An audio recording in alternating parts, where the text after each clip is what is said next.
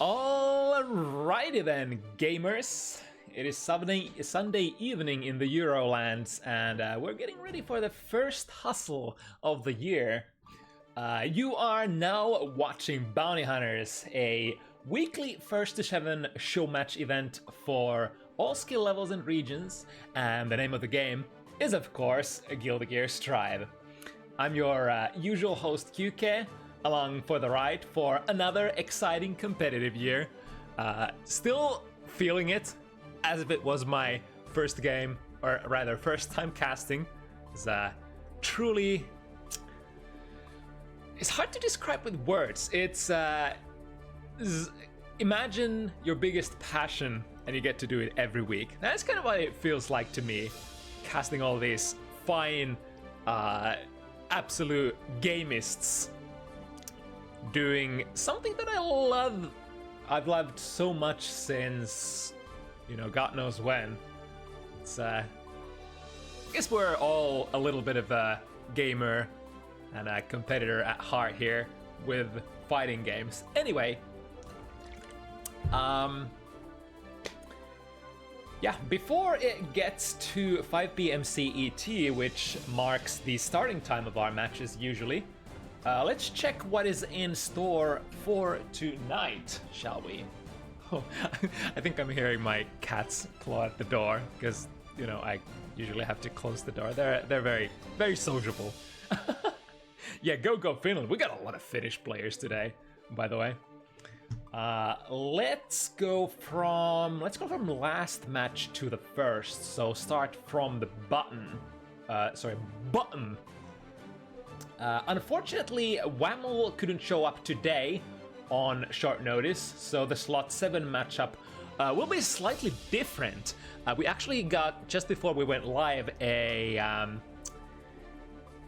we got a proposition from AgguBaggu that they could step in on a short notice and play Elfeld against Tomi's Zato. So that is extremely exciting. Of course, we usually see AgguBaggu piloting those new characters. We haven't seen AgguBaggu Elfeld on Bounty Hunters yet. Rumor has it that it's just basics, but you know, basics from top level players can be, you know, those basics take you very far. Very exciting to see Tomi again, since a while ago. Top Zato talent of Finland, perhaps the best. It's probably between Tomi and Shady, honestly.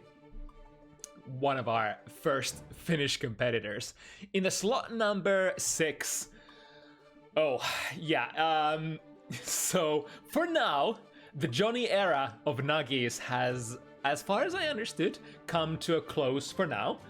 It was honestly, from the viewer's point of view, a very exciting ride for Nuggles Johnny. Nuggies played the fated 3 6-7 matches, which he in the end ended up losing, unfortunately, but you know, as well as other 3 extremely tight ones on Bounty Hunters.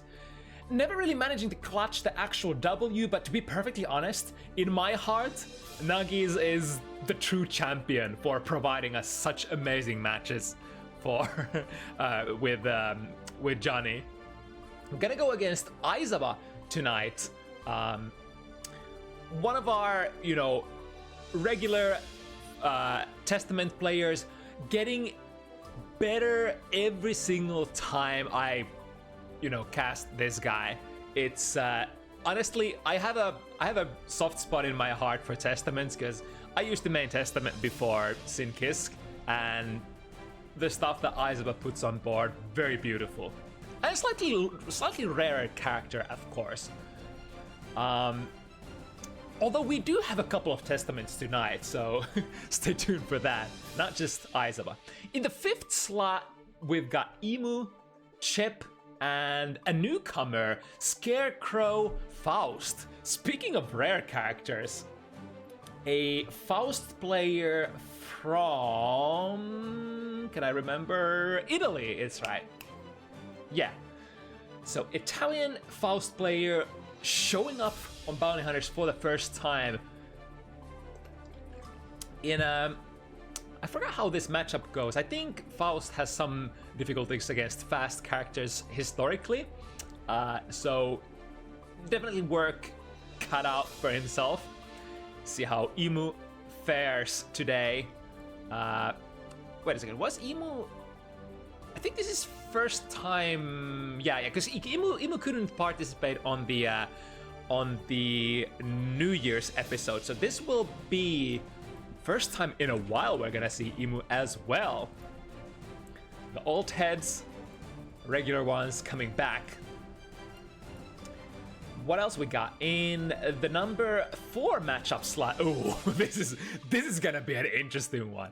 So, of course, Radune does not need a whole lot of introduction if you've been watching Bounty Hunters before. The wildest of the showmans, a Swedish, beast ever since Exert times. But the interesting part here, the super interesting part here is gonna be Mianki. This would be the second time Mianki plays on Bounty Hunters, and I think it was one of our earliest casts. In fact, let me check from my data sheet. I think, yeah, it was Bounty Hunters Guilty Gear Strive Edition, episode number 4, which we had Mianki on Ramlethal once upon a time, 2 years ago.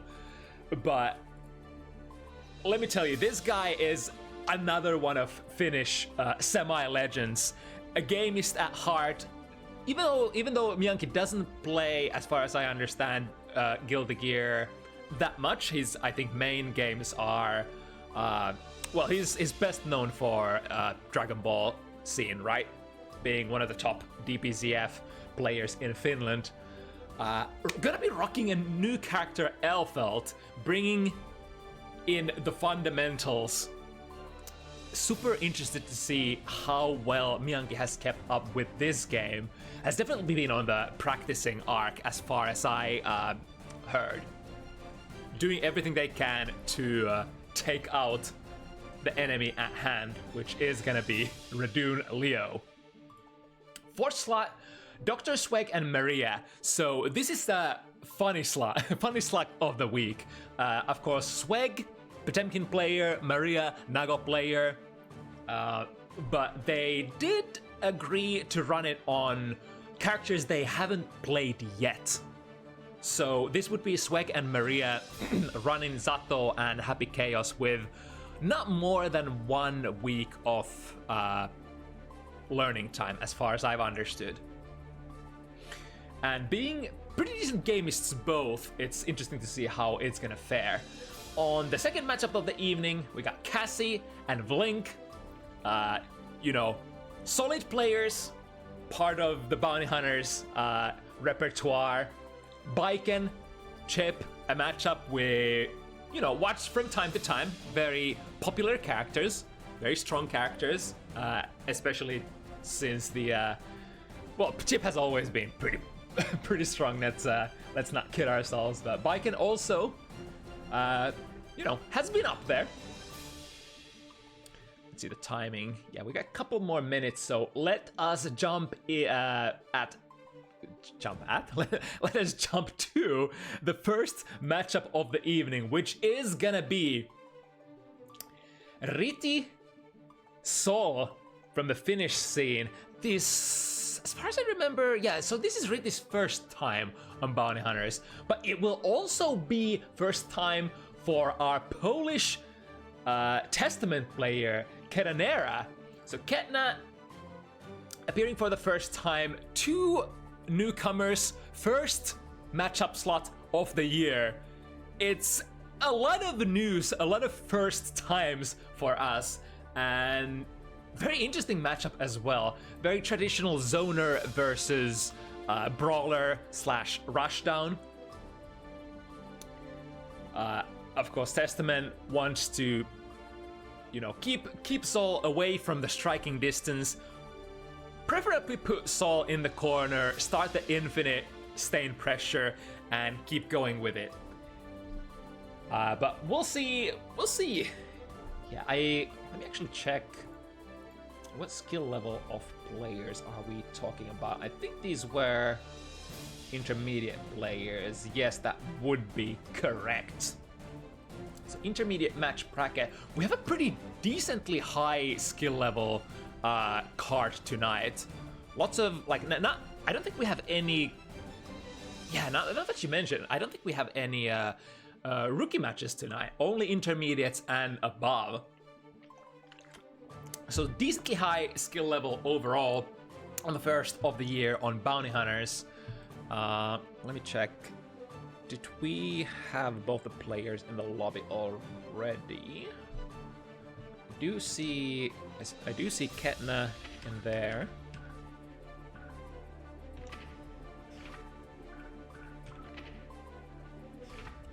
Yeah, I think we have Riti as well. So the players can hop on and start whenever they want. It is past 5 p.m. CET, so it is go time.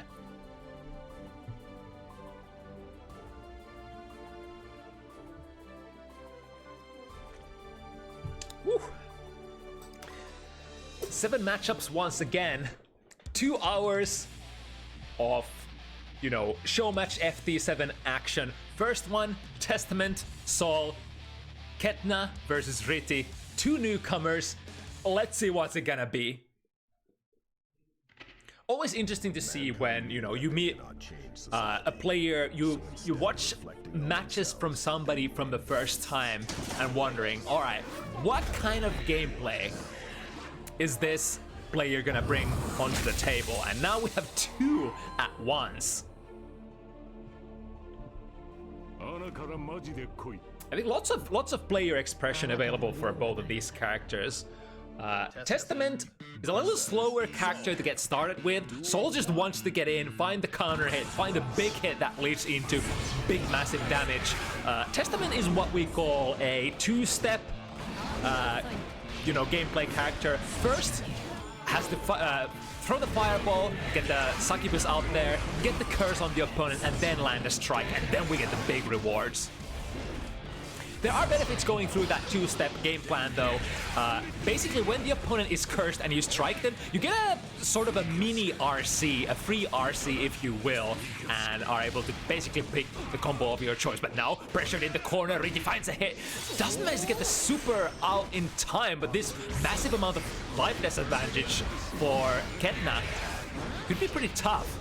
We are in the corner though, nice hit, anti-air 5B, not 6B but 5B, that's gonna be where the big bread comes from. 6Bs in Guilty Gear Strive, very good hitboxes, very good anti-airs, but they tend to deal a little less damage than any other buttons. They do have some added extra proration in terms of not just damage but also gravity. Missed the curse there. Got the 6B on the landing on Bandit Bringer. Always with the projectile first. So plus frames also from the Arbiter sign if it hits on stained opponent overhead into a safe chunk. That's one of the cool changes I think in this patch. If you do hit Arbiter sign now and get the heart knockdown, you have much more time to set up some stuff. So I think a safe jump is possible now, especially if you hit the opponent with an Arbiter sign in a corner. And Ketna is just controlling it here. I think there hasn't been a single big combo. Look at that teleport. I think that was with the new patch steering as well. Ketna kinda drifted to the right and making Riti miss their strike there. Yep, into the safe jump once again. It's really nice for Testament how easy it is to perform your safe jumps in general. Definitely good favor against characters like Sol Bad Guy who, you know, have very strong DPs available. 2K, 2D, immediate momentum burst from Riti. Wants to keep the prey in the corner, finds the strike, and Riti has so much meter as well. Drops the combo, unfortunately. Or perhaps that could have been a burst bait as well. Now, we don't have to worry about that burst anymore. Doesn't have time to land and go for the super. Yes, the flame! The flame went active! It's a very reminiscent, kind of like a Exert kind of maneuver there. Throwing out the fireball and then going for the cancel. And the fireball keeps going. And Ketna in the end ends up colliding with it.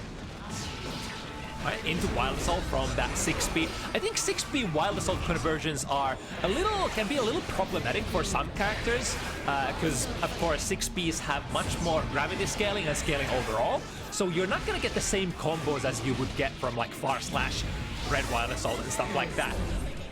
No big rewards here. Break the wall, hard knockdown, as well as that ever so important stain because of the Succubus super. Yeah.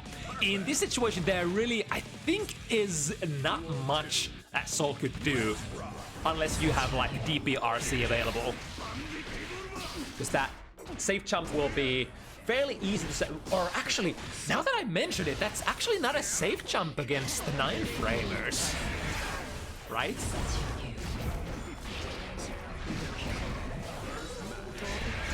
Alright, get the curse.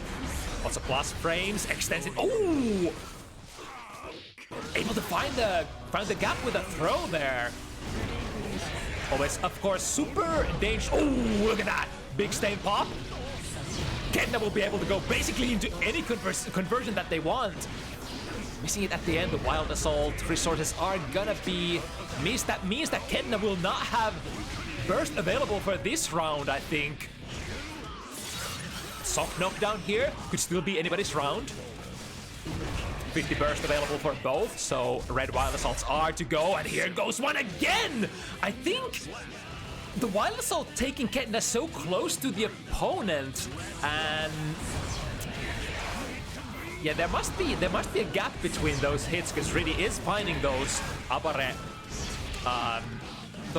throws. Of course, you could, instead of like, I think I saw Ketna going into 5k, which got thrown, could go into a faster low there and catch the opponent trying to throw. Now Ketna positive bonus still, able to build up to that 15 meters, spends it immediately to cover for the 6 heavy whiff. And Riti also trying to take it slow until we got the big dive through. Vortex called out by the low of Ketna's. Actually, I think I put yeah, Riti won the first one, right? And I actually put score on Ketna, but since Ketna won this one, it should be 1-1 now. I'm pretty sure. Realizing my mistake after the game is already gone. I think this should be right, 1-1 at the moment. Collusion here, starting from the first matchup of the year. You know it. Oh, the fast startup of the revolver actually called out that teleport. There's a lot of recovery on coming out of Testament's teleport, so if you are ready, there are a lot of things that you can do on reaction on that one. Now Succubus super, once again, this situation goes for the pseudo safe jump. It's gonna be up to, you know, well, we're gonna have to see if Riti actually tries to DP from that situation at any point in the round. It's gonna be fairly common for Testament to get that stain hard knockdown with the Succubi, because Testament is one of those characters that doesn't necessarily need to use a lot of the meter for playing neutral and stuff. It's you know, the struggle is this throwing the fireball and getting the curse, but after that you don't really need meter for conversions. So Testament tends to usually have a lot of meter to end combos with that Succubus super. But now Riti's pressure. There's a lot of meter as well. Good jump out of the throw. Lost frames from the up fireball, ends up teleporting above, but the late actives of the 5k catch Ketna. Nice throw. Riti is starting to have a lot of resources. DP, RC, yeah, make this all end. I think that's the best option to. Ooh, very close miss there on the 5k. As fast as that button is for Sol Bad Guy, the 5k, it does have quite a lot of recovery if you end up whiffing with it. So always very dangerous to see Sol Bad Guy miss that on a knife point blank distance. The score is wrong? Oh, is it 4, sorry, is it 3-0 then?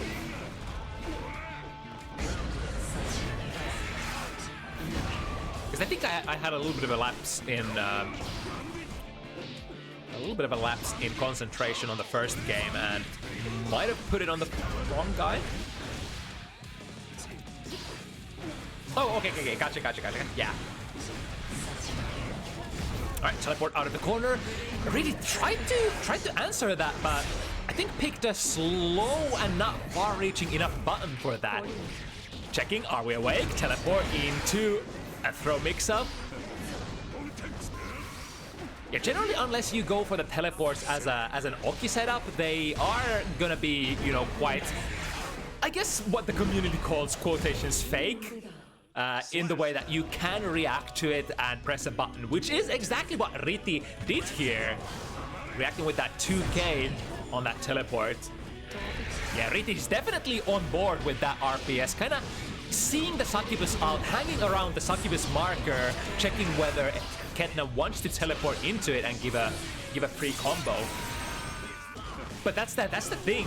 If you're too concentrated on the succubus marker, that might give the Testament player time to do other things. Ooh. Already committed to that 2K, so this time Ketna ended up teleporting and sort of whip punishing the 2K as with that throw. Teleport again to the other side. Probably predicting. Ooh, okay. The tech. When the crow comes back, it basically returns to Testament in a lower position, so you don't technically have to use the succubus marker to guide it. There we go, 2K to the curse. You don't have the resources to quite end the game here, but lots of break. Oh, there we go. On the with 2S. Far slash from Testament, one of the furthest reaching buttons in the game. There's something, if there's a button that this character really loves to swing with, it's far slash. Is such a nice button, lots of disjoint, lots of reach. The only problem, how it you know usually tends to be for buttons such as this is the rewards, of course. But Testament has gotten some remedies for that in the form of Red Wild Assault. So now can, without Stain, is able to go into those big conversions out of far slash hits if you commit to that Red Wild Assault. And speaking of committing, oh, interesting, was probably trying to avoid getting the wall break there. Is staying on the ground, walking forward. Evading the crows as best as possible. Of course, there is always an option to go for, you know, YOLO options such as like Bandit Bringer or Vortex, but yeah, when you get caught once by those, Testament not only is probably gonna get like a decent close range combo, but also you're gonna end up getting cursed as a result. So will make the things considerably harder. Oh, got the backdash there with the Arbiter sign. Now, Meaty Curse finds the Stain pop, but already committed to 6 heavy. And Riti closes off the air past the jump slash. That's a big combo. We're going even more. No super there to end. I think super would have been enough. Another small mistake perhaps from Riti. Jumping over the crow. Ooh, the chip damage is gonna be an issue here. Oh, it's a double KO, and that's gonna end up favoring Riti, because in Gilded Gear, the double KO will never end the round unless you get 2 double KOs in a row. Riti will happily take that. I'm landing a lot of those far slashes, but nothing relevant being landed just yet. Beat towards the corner, too heavy. Yeah, that's gonna launch for big time. And even though we are in the right side of the screen, this is actually, if Ketna wants it, could go into a wall break. Ooh, tricky instant overhead over. And the jump K with that little taco kick, which always has the backwards hitting hitbox. Really good for cross-ups. Here we go. The death comes from below. And Riti takes the burst as well. Exactly what they needed. Backdash out of that meaty Fafnir. He needs to find a way in without getting hit, but alas, the fireball from above was a fairly logical kind of move there. Riti was dashing forward, saw Ketna in the air, and tried to go for the 6P, but Unfortunately, Testament does have quite a lot of different measures, different ways of, you know, not just stalling their momentum in the air, but also sending projectiles coming your way. Uh-oh, that's gonna be a punish. Immediate burst from Riti. Projectiles nullifying themselves and teleport into better real estate markets. Go launch again, and unfortunately don't have the 50 meter to get the best wall break here. 5k reaches high. Taking Ketna out of that air approach. 6 heavy into big arbiter sign. Duel 2. Let's rock.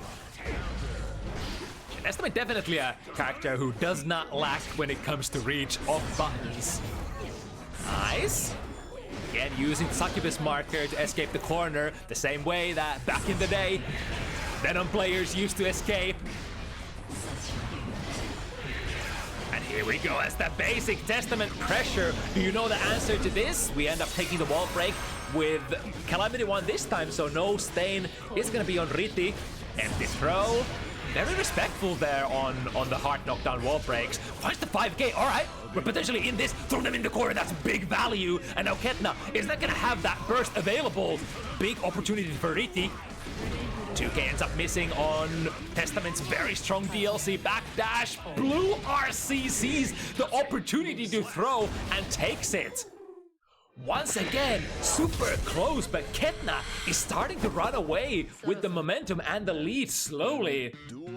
The small things that end up becoming a big avalanche in the end. This would be, oh my goodness, just reading the opponent's options. Now Riti has to get out of this sticky situation without using any resources. But this is kind of tricky in the way that if you, oh nice 5k there. If you never played against Testament, or if you in general, what a whip punish there with the raw red wild assault. There's so many ways of using that new mechanic. Not just for combos or, you know, making big conversions happen. You can actually use that for punishing and or with punishing as well. But now, Riti working with the corner. Again, the backdash from Ketna working out, and this should be enough meaty. No! Riti smartly holding the FD, doesn't take the chip damage, but colliding with the grounded Grave Reaper. And Grave Reaper has, you know, does have a, in addition to the projectile, the first hit of the box is gonna be a strike. So in that sense, it's kind of tricky to deal with. Usually you don't want to be too close when that fireball goes off. Let me see with a wild assault. Ketna once again assuming the defensive position. Yeah, that's gonna be a lot of frame advantage. Wow, baiting the 5k, teleporting in the air, got a small hit, but nothing too substantial. 5k doesn't care where the opponent is left or right, but the big thing, Riti with that 5k got rid of the curse. I'm gonna have enough frames, not quite, even with the slowdown frames. Not able to reach Ketna in time with that 6S. Curse applied once again, lots of plus frames. The 5 heavy, massive disjoint button. That's basically Testament's mid-range. You're not gonna hit any buttons if I hit this button kind of a button. And the low, yeah. Ketna. Since the couple of first games, extremely confident, extremely, not even explosive, just controlling the flow of the match really well. And that's, you know, that's the sort of privilege that how you can play characters such as, you know, maybe, you know, Axel, Testament, I guess Batman in a way, not really, not Batman, but you know, characters like Testament and Axel, you don't necessarily need the biggest of combos if you can keep the screen basically clear, if you can keep the gorilla out. You know, once again, immediate burst to that 5B, that even though that was just a jab, that would have caused a lot of damage to Riti. Missed the ender, so also missed the opportunity to go into the Succubus super. We go 5k, we in the corner, we cashing out. This should go into a wall break. There we go. That's gonna be a hard knockdown though, which is gonna be a problem against a character who technically should rock you at neutral. Yeah. Activating with a teleport once again. Riti pushing Ketna towards the corner. Why? Ooh, nice deflect shield. Actually was able to push Riti away from that jump in. No mix-ups available for you, sir. There we go. First instance of set point here. Ketna has been playing out of their mind. Once again, Wild Assault, a slightly awkward hit on the air. But we'll take everything that we can get. Oh, just that must have been the couple of last frames there, because eventually the curse marker does run out. And Riti was, you know, seesawing back and forth with that staying active. Let's get back dashing out. But again, the Grave Reaper, the strike portion of the Grave Reaper is what ends up catching Riti on the way in. Bandit Bringer. Probably one of the first times we see that in a set. Now Riti in a danger zone. Oh, missing with the Wild Assault, but Riti not quite ready to whiff punish that. And there it is, on their debut match, Ketna. A very convincing Testament performance. Love to see it exactly the way that you would usually imagine the matchup being played. Just control the screen. If the opponent commits to dashing forward on your while your fireball has been already out, teleport to the greener pastures and just make Soul run around, make Soul chase you, but don't let them ever reach you. Textbook, I wanna say.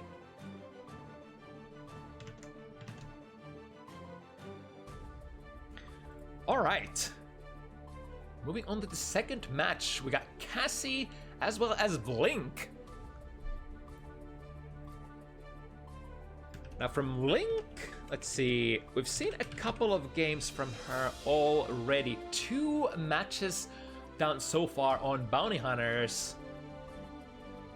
And out of this, I think both of those were fairly close, but still hunting for her initial, whatchamacallit, opening victory on our humble little show.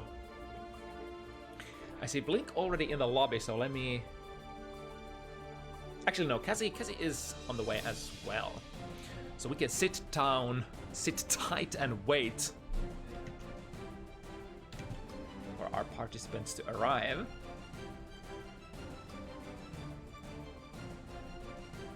Bike and Chip. So Chip usually controls the ground with not just, you know, good buttons, but also the unmatched mobility. I think the ground is okay-ish for Biken as well. You have great buttons such as 9-frame Far Slash, which not a whole lot of characters in the cast have. But I think Biken is more known for, you know, the hits that she can get started with in the air. So if we ever have Vlink taking it to the skies, I think Cassie will probably be happy to try to fish those jump slash counter hits, those jump knee counter hits, even like, you know, defensive back jumps into tatamis. All of those are massive hitboxes with a lot of active frames that can catch opponents who are trying to force their way in. There's definitely, speaking of the player expression that we had in the previous matchup as well, there is quite a lot of ways to play these two characters, and especially Chip. Speaking of, we got immediate, wow, that was, wait a second, that was a lot of damage. Hello? I think there was quite a few hits of risk stacked on top of that.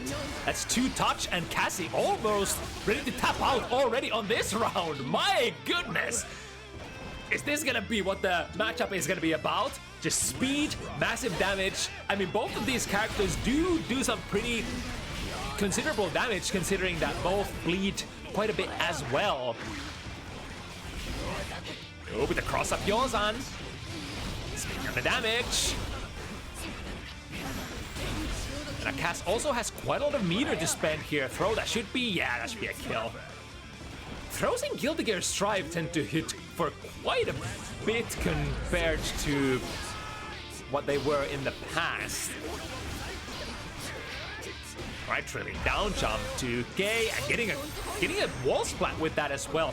Perfectly, the last hit ended up, or the last hit of the jump 2K ended up being the hit that wall stopped Cassie to the corner. Backdashing out of 2S, but the Wreckers are still coming. Let's see if Cass is ready to, oh, instead of going into the reversal burst, just reversals with the parry instead, the more aggressive option. Ooh, with punish on the landing. Speaking of that far slash, the fast far slash from Baiken. Gone, but then nobody's home here. Completely airballing that shot.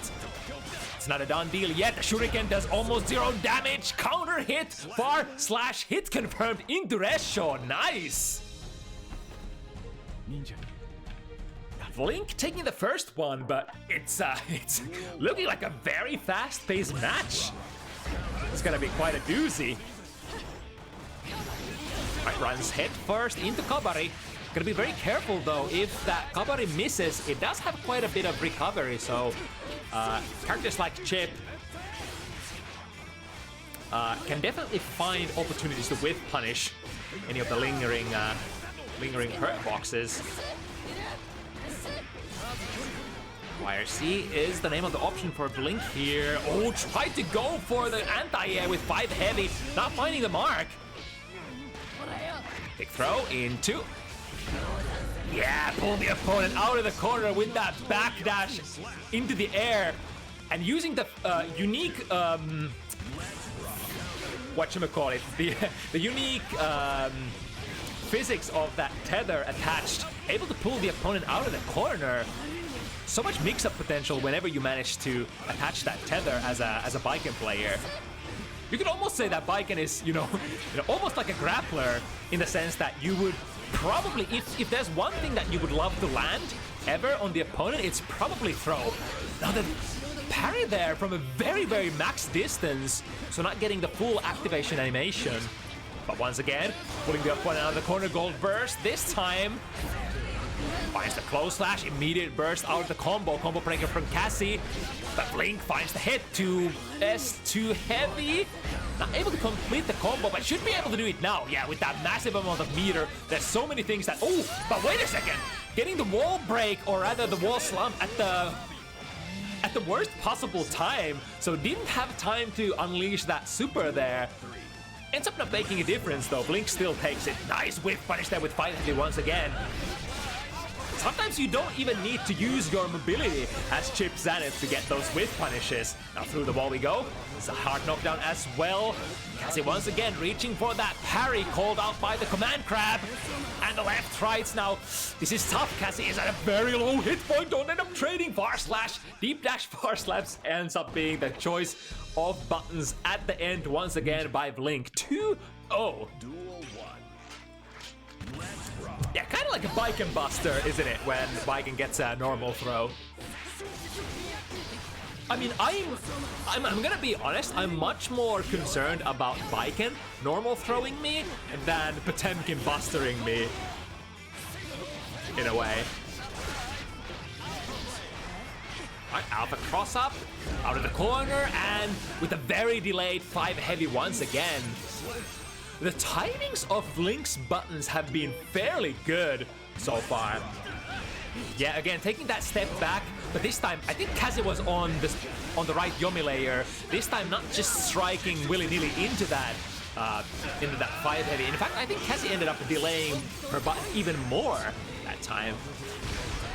Deflect shield used to its full extent. That's probably one of the finest places you would love to use a deflect shield if you're not quite ready to extend or spend all of your burst. When this situation happens, I think the next best thing is gonna be to go for that deflect shield.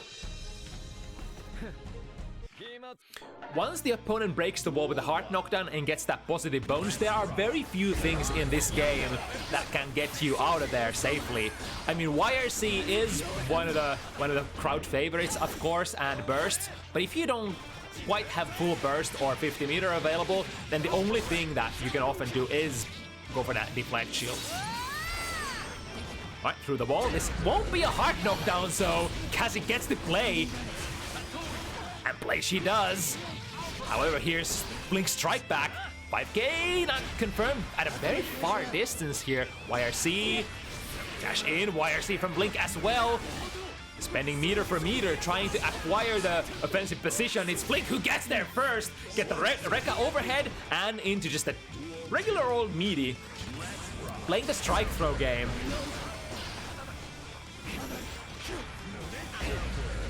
And very delayed. Rekka 1 there.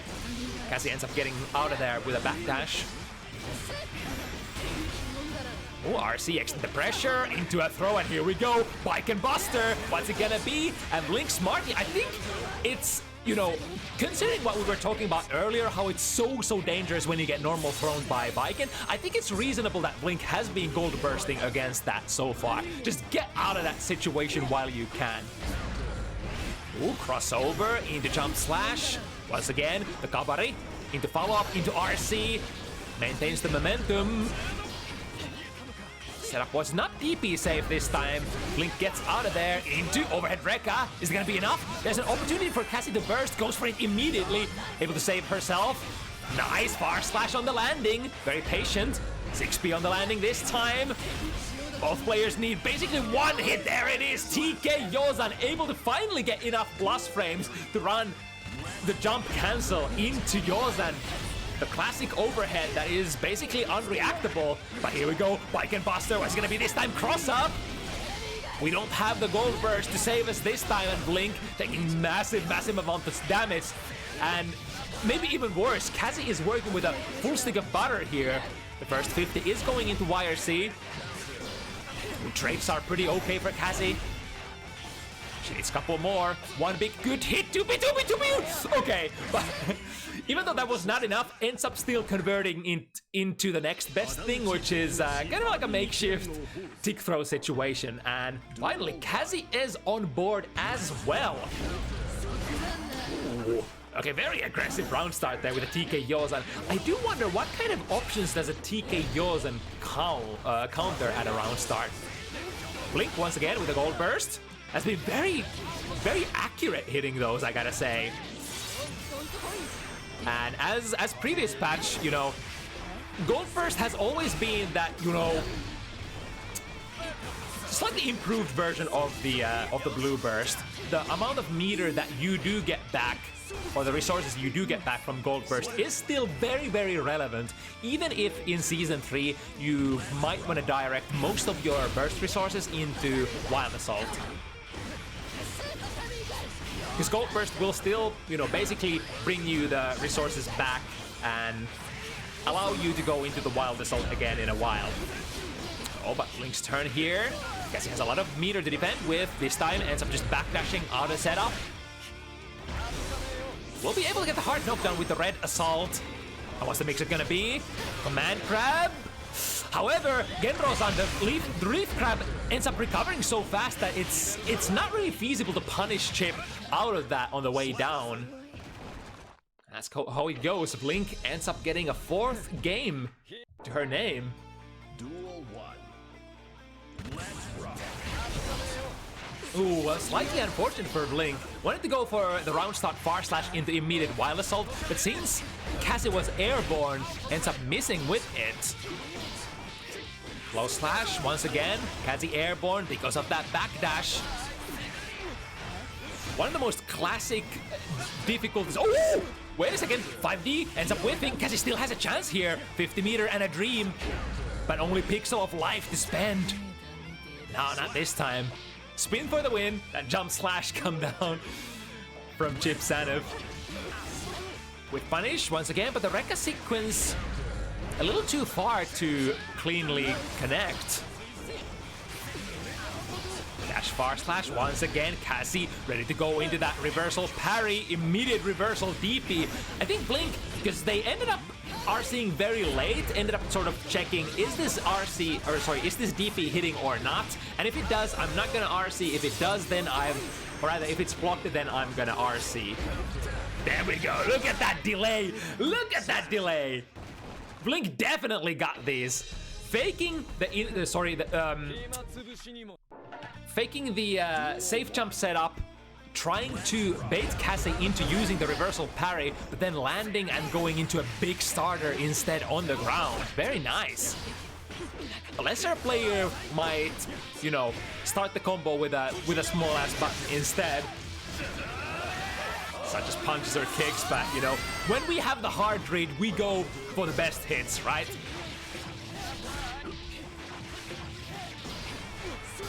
Vlink with a lot of meter here, yeah.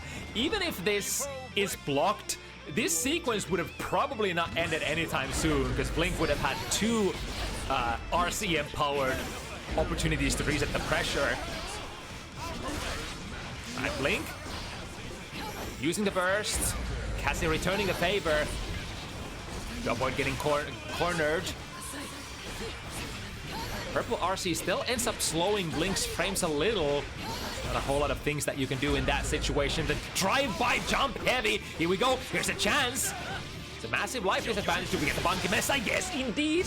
And Vlink in a pretty decent position is gonna have 50 burst for a wild assault. Ends up not using it. In fact, it's Cassie who ends up using resources. That is pretty. I think that's pretty smart from Cassie, just going into the YRC immediately after the opponent gets their positive bonus loop going. Because the longer you block stuff while the opponent has their positive bonus active, the more they're gonna build resources, and in a more in worse situation you are gonna be. So it's of the utmost importance that you get out of that loop as soon as possible and don't block shit. God, Vlink is on a roll here. 6th game. The same situation we had last set. Alright, very nicely timed burst. Not only able to avoid that wild assault combo going through, but basically taking the 50 meter away from the opponent. But now, hard knockdown, sees the backdash, takes the whip punish. Now Cassie in a little bit of a trouble here. Does have the 50 to go for deflect shield, but instead, jump D puts Cassie in a basically landing recovery and getting punished on the landing there by Vlink. Set point Vlink. Pace of the match is immaculate. Landing. Fake cross up into 2D. I'm gonna be honest, definitely did not block that one, nor any of the previous setups that Cassie has been running. Nice cash out. This should bring in just enough damage to get the kill. Cassie definitely fighting back, but here comes Vlink. Burst immediately, avoid the hard knockdown, avoid the wall break, avoid the positive loop. But how far, how long can you avoid it? Here comes Vlink. One more hit, potentially, for the round. Overhead, is that gonna be it? Vlink does have 50 meter. Yes, indeed, the massive corner damage of Chip is gonna do it, and Vlink. Whew. That was one of the fastest sets I've casted in a while. Probably, you know, due to the nature of the characters as well. Like I said, there are a couple of different ways that you can play these characters. You can opt to play a little slower Chip, but I think Vlink is definitely, you know, belongs to the school of gotta go fast. Risky explosive plays. Convert all the hits that you get. Deal massive amount of damage on your opponent because they're kind of a softie. Yeah, that's a decent recipe for an explosive matchup. But yeah, good hustle from both of the players. Next up, we are moving forward with Force. Oh yeah, next up is gonna be the funsies matchup of the week. So on the front side, this would seem like it's just another matchup on Bounty Hunters, but the twist here is that Sweg is not a Happy Chaos player, and Maria is definitely not a Zato player. This is basically a Potemkin and Nagoriyuki players making a pact saying that, alright, we got 1 week of time let's pick new character for each other, or not each other, but for ourselves, and see who comes out of that victorious after, you know, a week of effort. So interesting variation here, Sweg being the Potemkin player from big body grappler into a completely opposite archetype here with Happy Chaos. Zoning, mix-ups, set play. You know, Potemkin is all about the mix-ups as well, but I think in the case of Happy Chaos, you're definitely talking about more about set play. Just put your opponent in block stun with the shots, and then go for left rights, go for high-lows, go for strike throws. Is basically how it's gonna roll with our gunman Happy Chaos. Of course, due to the latest patch changes, you're not gonna be able to run as many mix-ups, and you're not gonna be able to convert to those mix-ups as easily, because now shooting takes away resources way faster than before. So you really gotta make all of that concentration count.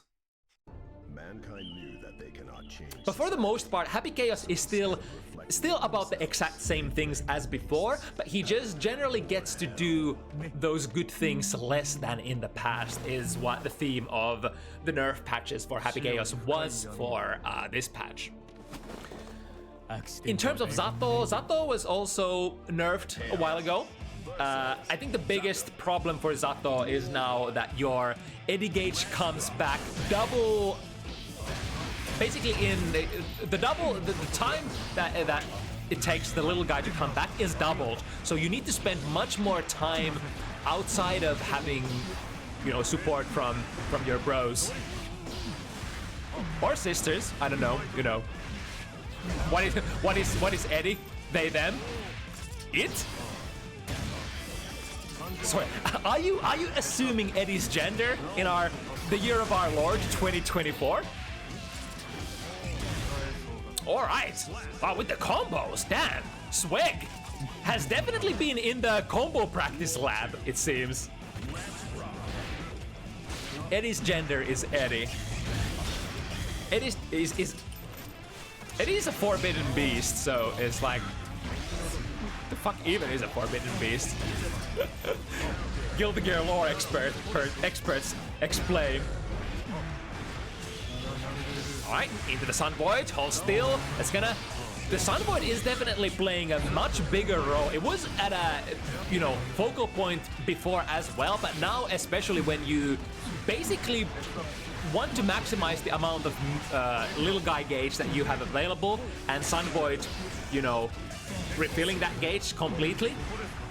It's gonna be one of those ever more important bailouts using the Sun Void and just immediately getting a full refund. The shot!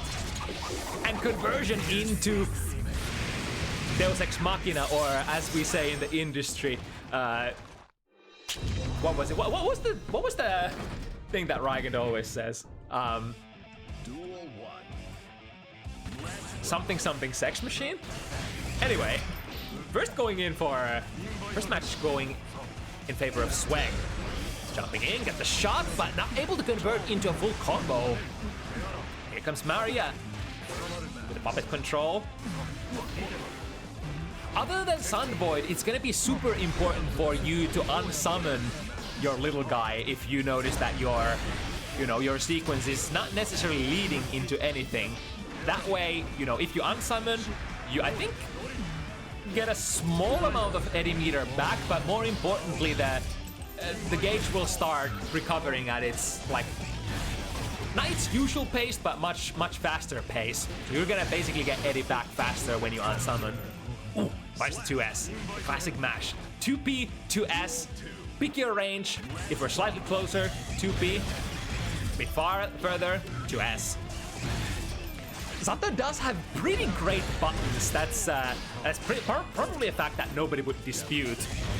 It's the fact that those buttons don't always necessarily lead into a lot of things, such as 5B and 2B. Great Abare buttons, but I think Sato still does not really have a conversion into anything other than, you know, 5B, 6B if you're point blank. Even Anji got rid of that fate with the new 2B, 2B6 heavy Gatling being available and true combo.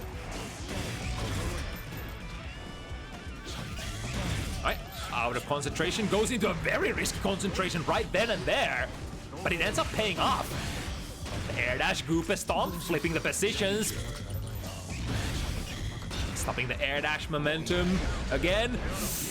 We are very low on resources, so Maria, I wonder, so this is very interesting. You have two heavy resource management characters. Which one is better? Happy Chaos without bullets and concentration, or Zato without puppet? I would probably say both characters have pretty good normals, but the neutral control has to go in the favor of Happy Chaos. It really depends on the spacing you are at the moment. And I guess, you know, Zato can make use of the flight as well. Oh, that's a lot of plus frames. Maria's still waiting for that Forbidden Beast to recover. Still out of bullets. Are we ever gonna get an opportunity to reload that? Right?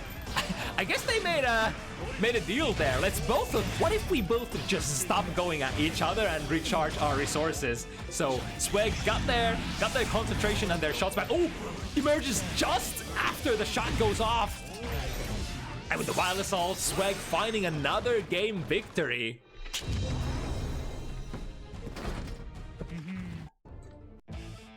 Duel 1. Let's rock. 2S, pretty good round start button, especially combined with a little bit of a micro step backwards. Go frame traps into the blue Wild Assault. Not getting an opportunity to summon though. Full screen super, that's gonna... Ooh, that's so smart from Swag. Avoiding the Sun Void and then landing on the puppet before Maria can command him, or they, or it, or... Before she can command Eddie into doing anything. Ooh, shots ends up whiffing. With a couple fast shots. And a shot. It's definitely a little tricky when you take out the Eddie and your opponent is Happy Chaos. If the reticle finds its mark on you, even blocking stuff will erase Eddie from the stage historically. So you gotta be very, very careful with how, when, and where you take out that little guy. Of course, you could always summon into oppose, which will, as far as I understand, prevent the shots from landing on you, but eventually you want to command the beast to attack, right? Going in with just the dash, momentum jump into a, what was that button, jump B? Swag taking a third straight win.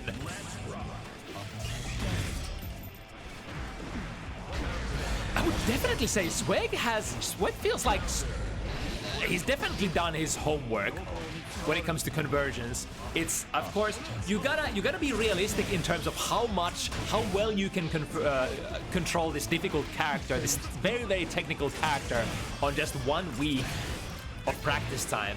And I'd say Swag is doing fairly well so far, but now Maria with an opportunity to pressure, but Swag knows, use the universal resources. The universal mechanics are perhaps the bane of especially newer Zato players. It's very hard for you to do anything about burst or even like YRC when you don't have, you know, even the BNB sequences ready to be unleashed yet. Ooh, got the pop-up from the RC. But even with that, let's see, no, Maria's jump D ends up whiffing and putting her in a very, very punishable situation there. Swag releasing that 5B as a punish, I believe. Yeah, again, the shot ends up taking out the little guy, and now Maria will have to wait for a long time. I think it's like, was it from 4 seconds to 8 seconds? Something like that. The wait time is now. You gotta wait for the puppet to come back.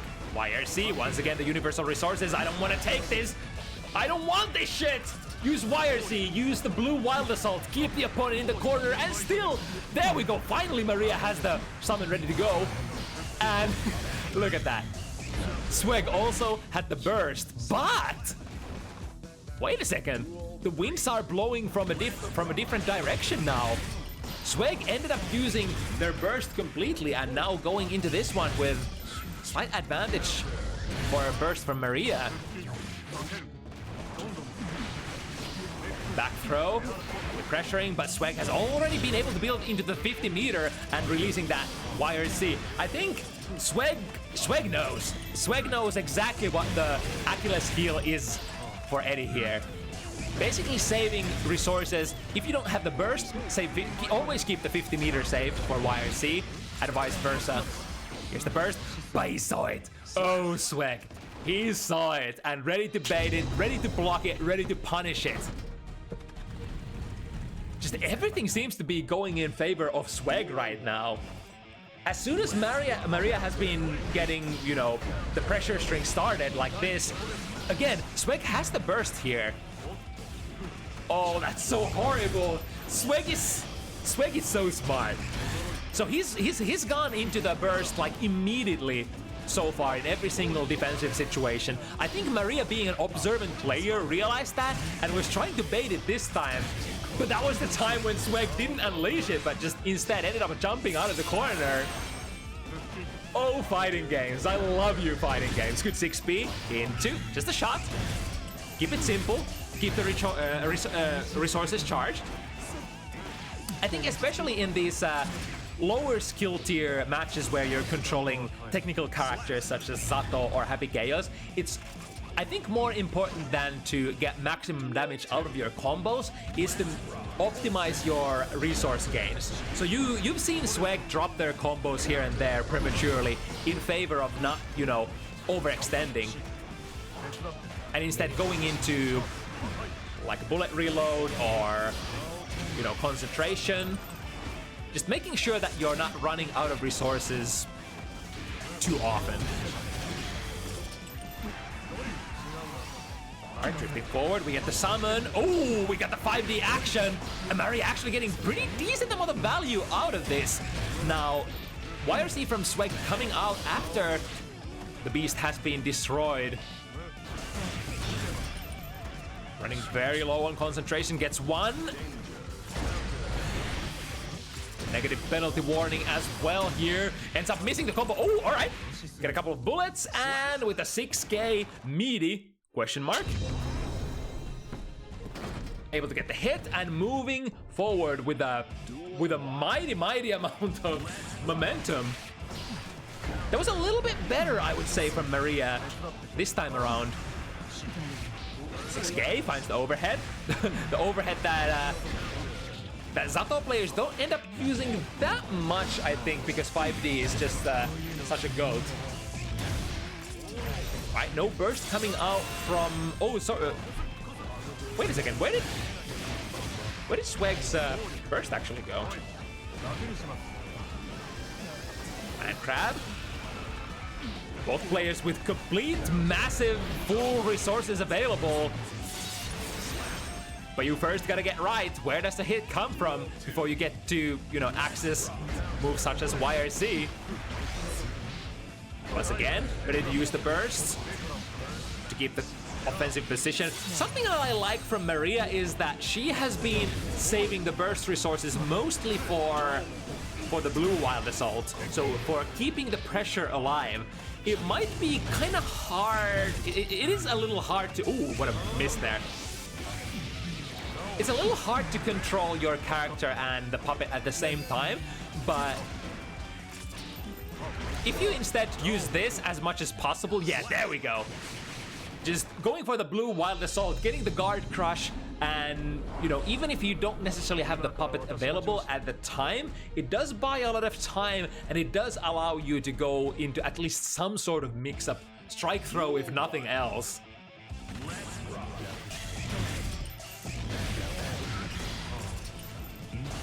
And the flip side of that argument as well is that, you know, you usually don't want to go back to neutral against Happy Chaos, so blue bursting against this character might not be the best thing.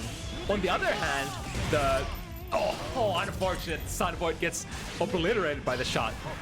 For Sweg, of course, the blue burst is very, very valuable. Putting Zato back into neutral while you have resources available and being ready to shoot, yeah, that's pretty good.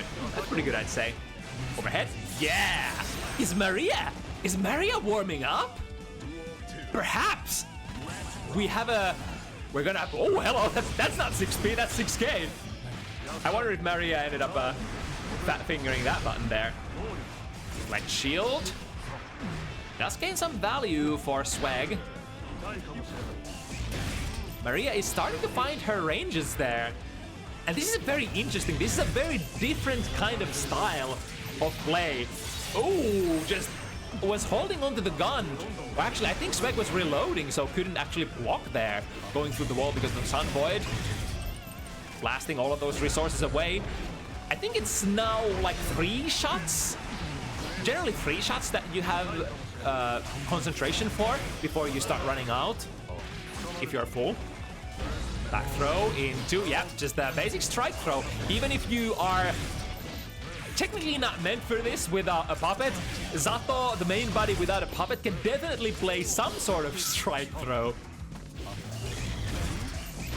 Dash blocking forward, doesn't manage to block fast enough. Now Swag, literally 0 hit points to spend, but is Maria gonna get in there to get that last point of damage? No, sir! It's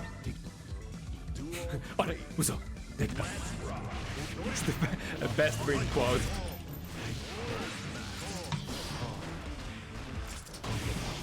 Alright, into the mix-up we go. Finds it. But now, if you commit your resources into the roll mix-ups now, you better be sure you kind of.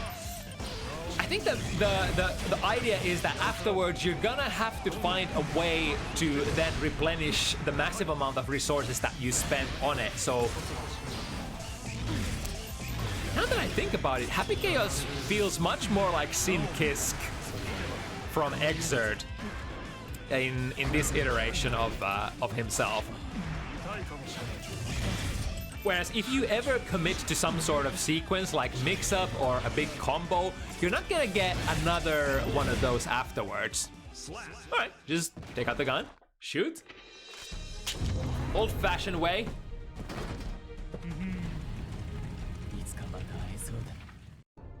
And Swag drawing ever so closer to those 7 points. Maria looked like she was getting some amount of success there. Past couple of games. But it's tough. Finds the low. And the hit, but again, Swag ready to nullify all of it. Very nice reaction from Maria. Drifting backwards. Avoiding getting punished. 2P, 2P into, yeah, I guess that works. Wild Assault. There is gonna be quite a bit of gap there. But it could be, you could also treat it as a very wide frame trap of sorts. There we go. No gaps here, other than the gap that Maria is pulling off at the moment. I think that's gonna be generally your primary number 1, or your priority number 1 as a brand new Zato player, is to practice those sandwich strings, practice controlling your puppet so that there aren't gonna be, you know, basically that you leave no gaps for the opponent. Ooh, that was actually smart!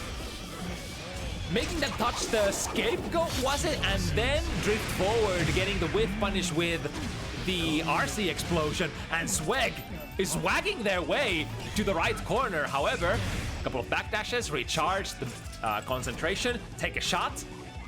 Believe in it enough and it's gonna land. There is of course some amount of RNG whether the shots will spawn at the opponent. initially. Right, just going with a close slash. Immediate burst from Dr. Swag. Notice that this is one of the few positions where I can actually get mauled. Go super concentration, fixing all the resource problems for now. 5D not quite reaching, but good idea. Oh, but there's the back turn incident, the classic of Strive, and Maria unleashes a flurry of hits, one after another. Went for the damage super. I think Maria was very consciously engaging in the Amorphous instead of Sun Void. And the miscalculation does not end up being a problem this time around. Of course, if you predict that the super is not gonna kill the opponent on wall break, you would mostly use Sun Void, I think. Unless you're just full on little Eddie Gage. Alright, into the mix up. Easily got the hit, but lost the combo string. Now Maria ready to summon straight into the overhead. No unsummons here. The YRC will make sure that Maria does not get to keep the little guy. Oh, that was an OTG, but we're still balling. Forbidden Beast ready to be summoned. But first, Maria has to close in on this gunman menace that is Happy Chaos. But Swag running out of resources momentarily. 2D into activate super concentration. Swag is actually flowing really well. Like being very aware of when he runs out of those resources. 6k kick, meaty. Here comes my YRC. Ooh, tried to go for a very respectful garnering option there. Deep dash forward throw. Only if the opponent is willing to do nothing after your YRC. Which is, you know, realistic expectations for YRCs. Extremely plus on block. Or plus on hit, I should say. Here comes Swag with the combos. Gonna go through wall, full clip of bullets. And relatively high on concentration as well. Finds the low, immediate burst from Maria. Of course, wants to stay alive. Comes down into the swipe on Sun Void. Now, Maria will not have little guy to combine with this offense, has it now. There we go, summon is ready to go. I think happy little accidents initially that Swag did unleash the burst before Maria summoned, so got to keep the beast for a while. But little it did. Shortly after, the beast is shot, and another excruciating 8 seconds needs to expire before you get it back. And that 8 seconds was enough for Swag to find the opening and end this set 7-2. This was very interesting, very different type of Happy Chaos versus Zato. I always say when it comes to players playing characters on a short notice, it's gonna look much different, and players come up with very clever solutions for how to play the character in the moment. Of course, you do the best you can to pilot the character to best of your abilities. So perhaps in the case of Zato, it means you're just gonna play less with little guy.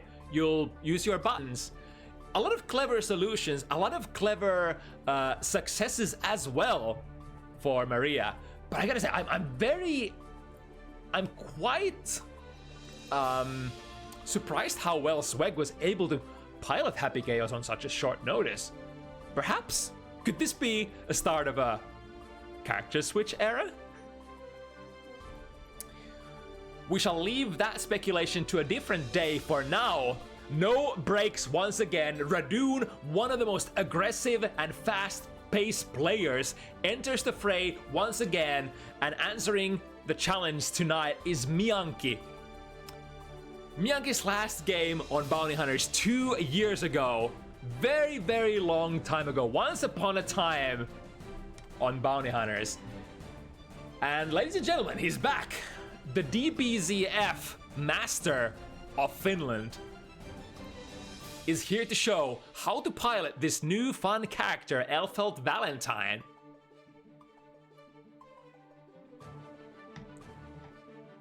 Gosh, I already we're only at the halfway point. Or rather, we are not even at the halfway point of bounty hunters, and I already ran out of water. Here's to me and my dry mouth. Here's all of you thirsty players. Help Valentine on stream. Players thirsty. Awoo. Mankind knew that they cannot change society. So instead of reflecting on themselves, they blame the beasts, heaven, or hell. Alright, I think so. They tend to say that Elfelt has a lot of really nice matchups against characters without meterless DPs. Unfortunately, Radune, or not Radune, Leo ends up being one of those characters, has access to that flash kick, and Radune, a player who's definitely not afraid to flash it. Let me say, heavy DP? Yes, indeed. I've casted Radune Leo for long enough to know that he's gonna play that handshake as the first interaction.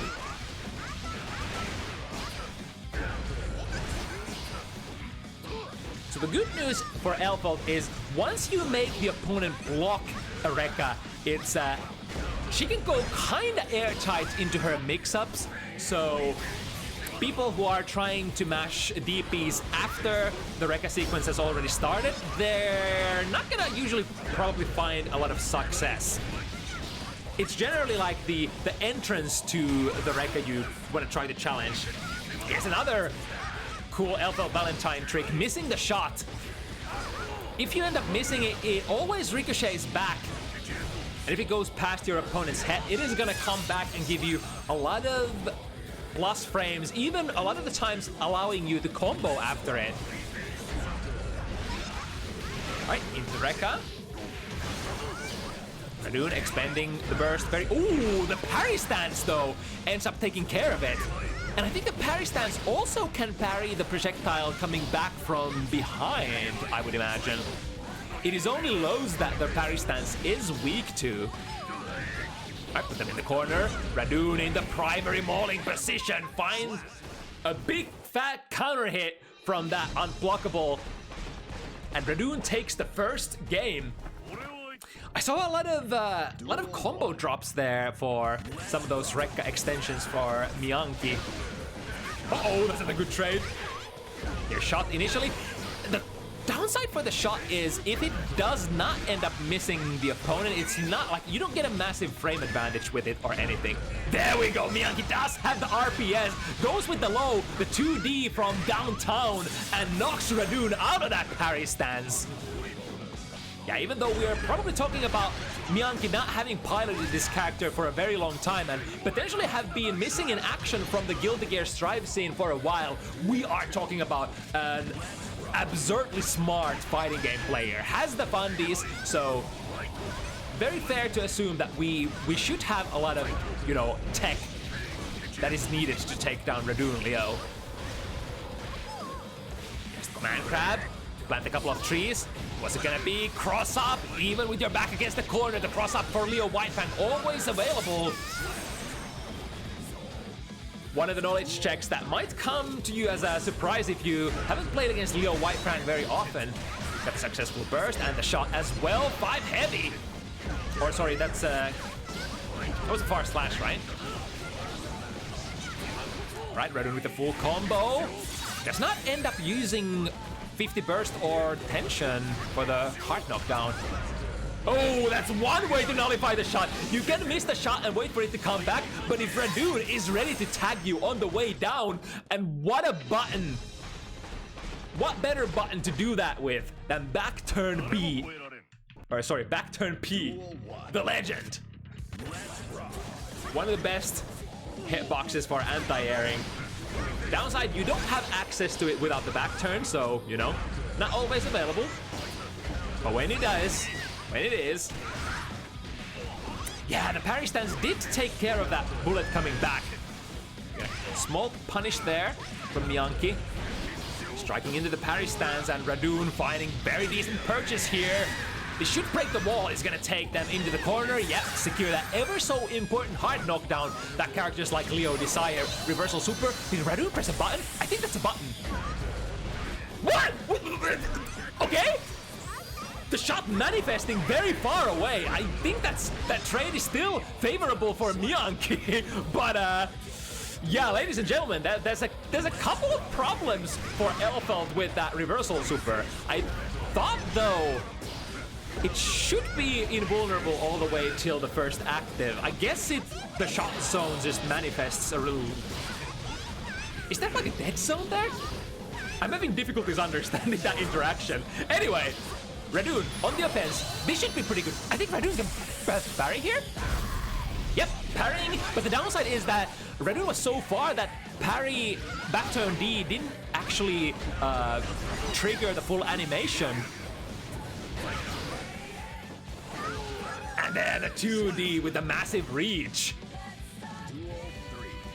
Very even resource situation. Mianki starting with just a little bit more burst at the start of the round. Nice jump out of the throw. Mianki into. Oh, I love that.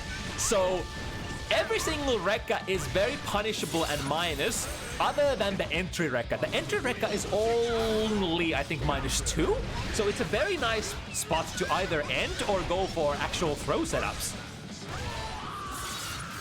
And Mianki sort of getting a hunch that Radune wants to try to interrupt that Rekka sequence, just ends the Rekka at the entry, the S Rekka, and getting a punish. That's so smart. Duel 1. Let's rock. Alright, the very late HDP ends up catching Mianki from the skies. And here he comes, the gorilla. Mianki deems that it is indeed time to burst out of this corner. Oh, hello!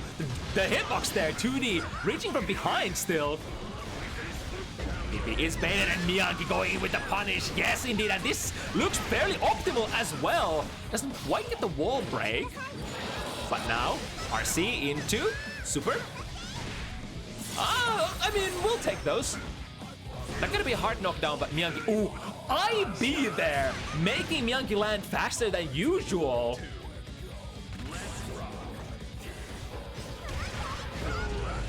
And Radune smartly holding the parry stance again to nullify the back turn shot. The the ricocheting shot from Mianki. Put them in the corner, OTG too heavy, buy and bury the classics. Radune, however, this is the one we were talking about. The entry into the Rekka is very difficult against characters with DPs. And Radune, probably very aware of this weakness. Ooh, wrong button, the punish went in with a 5B, which does not reach on crouchers, I think. Bridal Express, very fast, and good hitbox coming out. Could still be anybody's game. This is a soft knockdown, so gotta be very careful with that slowdown frames. Mianki doesn't manage to close it out just yet. And the fudge on back turn B from where? Oh my god, Radune Leo parrying from the maximum distance. This time getting the catch animation, but Mianki has so much meter to go. Oh my god, immediate burst. And the low, that's... Mianki, you're so smart. Went in with the 2D. I think Radune was in the parry stance there. I think I saw Radune in the parry stance there for a moment. I think. But goddamn, the pace of the fast match. Guilty Gear is such a beautiful game. Right, drop the grenade. Radune. Barely avoiding getting cornered, and in fact is gonna be one. Oh, yeah, the turbulence there, the special that Radune performed at the end on block should be punishable. But if you're not ready to jab or press a, button of your choice that is fast enough, can lead up into some shenanigans by Leo players, such as just going into the back turn D and plant that tree.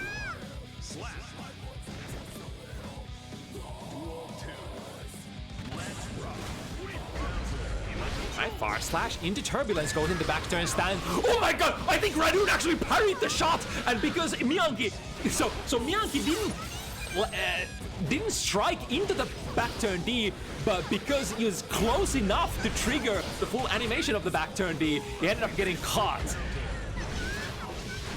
Really interesting interactions here. Now Mianki with the Rekka combo. Yeah, I think that was a Kara cancel, in fact.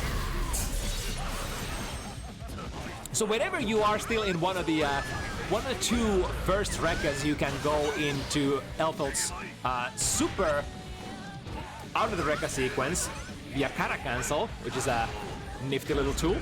2D once again, RC. We are not gonna shift positions this time, or flip positions rather. Bridal RC.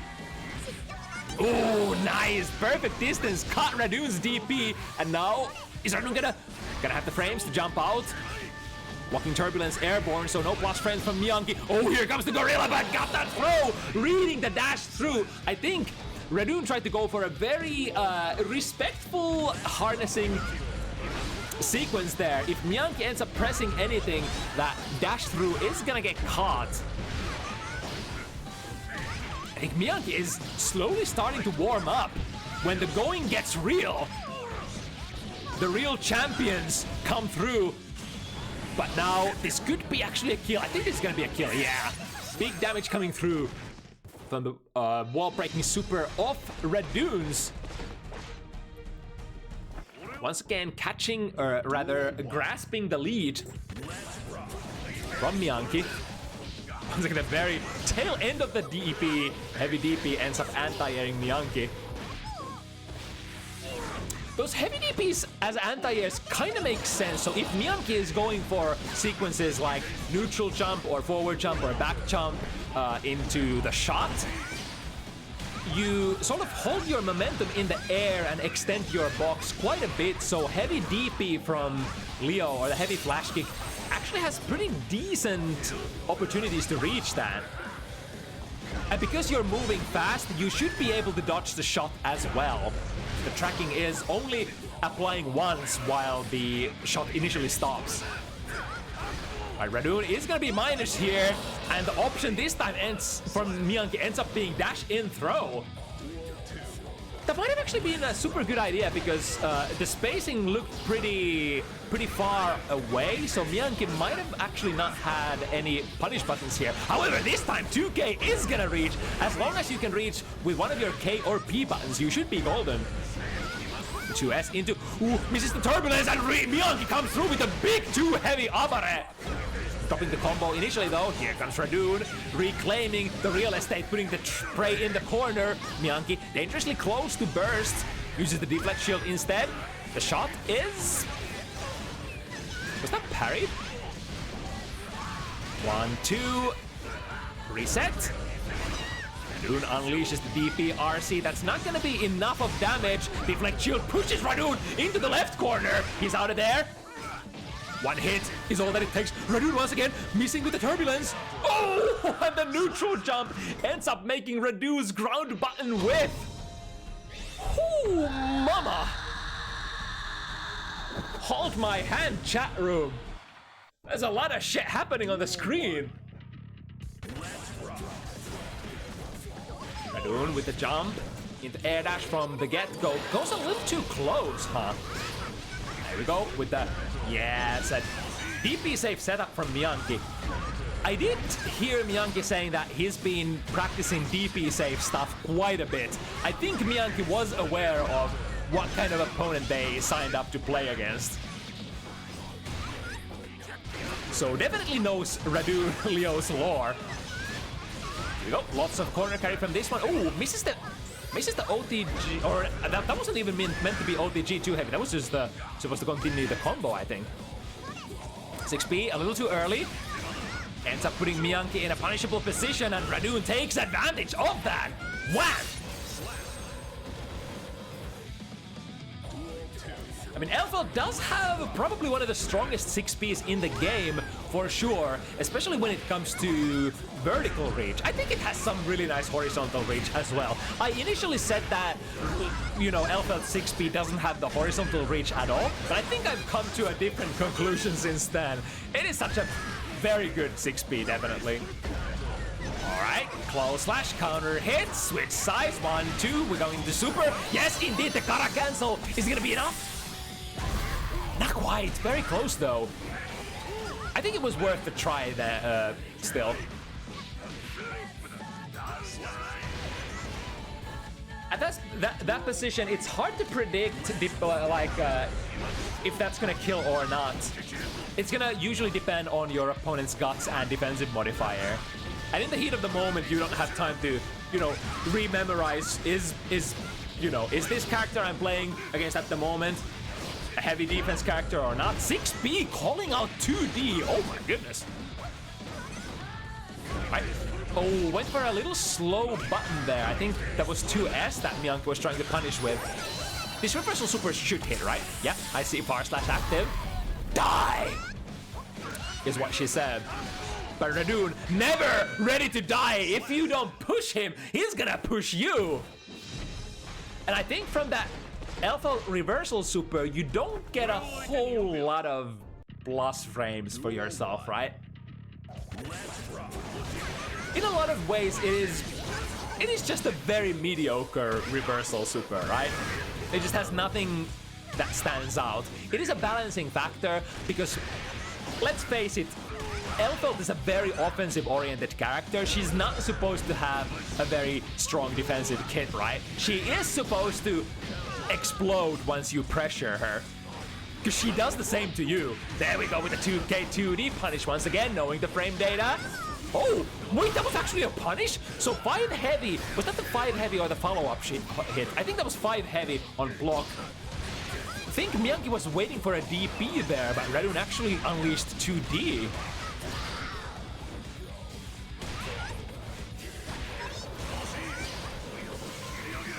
Right, RC saw Mianki in the air, so saw an opportunity for Mianki potentially to punish that fireball starter.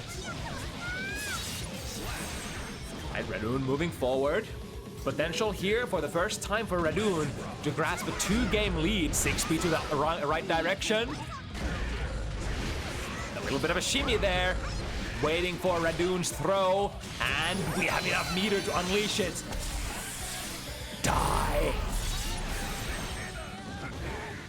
Alright, what's the mix-up? Cross-up, Bayonberry. Oh, but might have actually been waiting for a DP afterwards, and Radune Leo just saying, nah, I'm using this respect that you are giving me to press my buttons. A micro dash 6B round start. Both players immediately using and losing their bursts. Ah, the shimmy from Radune Leo! With the fundamentals, that shimmy is really fast as well. Because while you have assumed the back turn stance, your not just the forward dash, but your back dash is quite fast as far as I understand. Alright, Radune taking a 2-game lead here. This is gonna be the momentum point, the swinging point, the point where the matchup could potentially be decided here. If Radune runs away with one more round of lead or one more game of lead, it would be quite disastrous for Mianki. Up on a 2D, working up once again. Towards the 2K maybe. What's the option from Radune? Oh my god, just walking to the point blank and missing with the back turn P. And here comes Mianki though, won't be able to build the 50 meter. Has it now, spends it on RC. Radune, make your turn, there we go. SDP, the de facto reversal of Leo's now, but ends up missing with it. Mianki was basically inviting it, waiting for it, praying for it. Right, overhead into a quick shenanigans. Jungle drums, Mianki did get a jab in there somewhere, but not able to continue the string, and Radune, ooh, a so nice jump out of the command grab. Radune is getting close to the burst. It's gonna be interesting here if and how Radune is gonna choose to use the burst resource. If Radune manages to save the burst and get the win here, that would be the best. Oh, not only that, but Radune is not gonna spend their own burst. It is gonna be Mianki who spends their burst. And now Radune with a massive advantage here going into this ever so important point of this set. Finds the ankles, low. Here they come. Gorilla sounds. Overhead, low. What's it gonna be? Go through the wall. And the next mix up. Left or right? Strike or throw? What's it gonna be? Radune Leo with a jump. Crosses sides. Ooh, too far to get the 2D hit. That 2K would have been the right punish if only we had the range. And that, ladies and gentlemen, is a hard judge. I couldn't even tell myself whether that 2K would have been in range to punish that time. Alright, with the throw, the sequence that started it. Radune Leo inflicting. Ooh, the Abare 2D once again. And the DP punish. Ooh, missing the combo, doubling it up. Too bad that Radune actually had the 50 meter here to RC it. But now Radune Leo has nothing left, so Mianki should be much more comfortable here. This ain't gonna be a hard knockdown though, but it is generally gonna favor Elfeld Valentine, I think. Yeah, just before the burst comes online.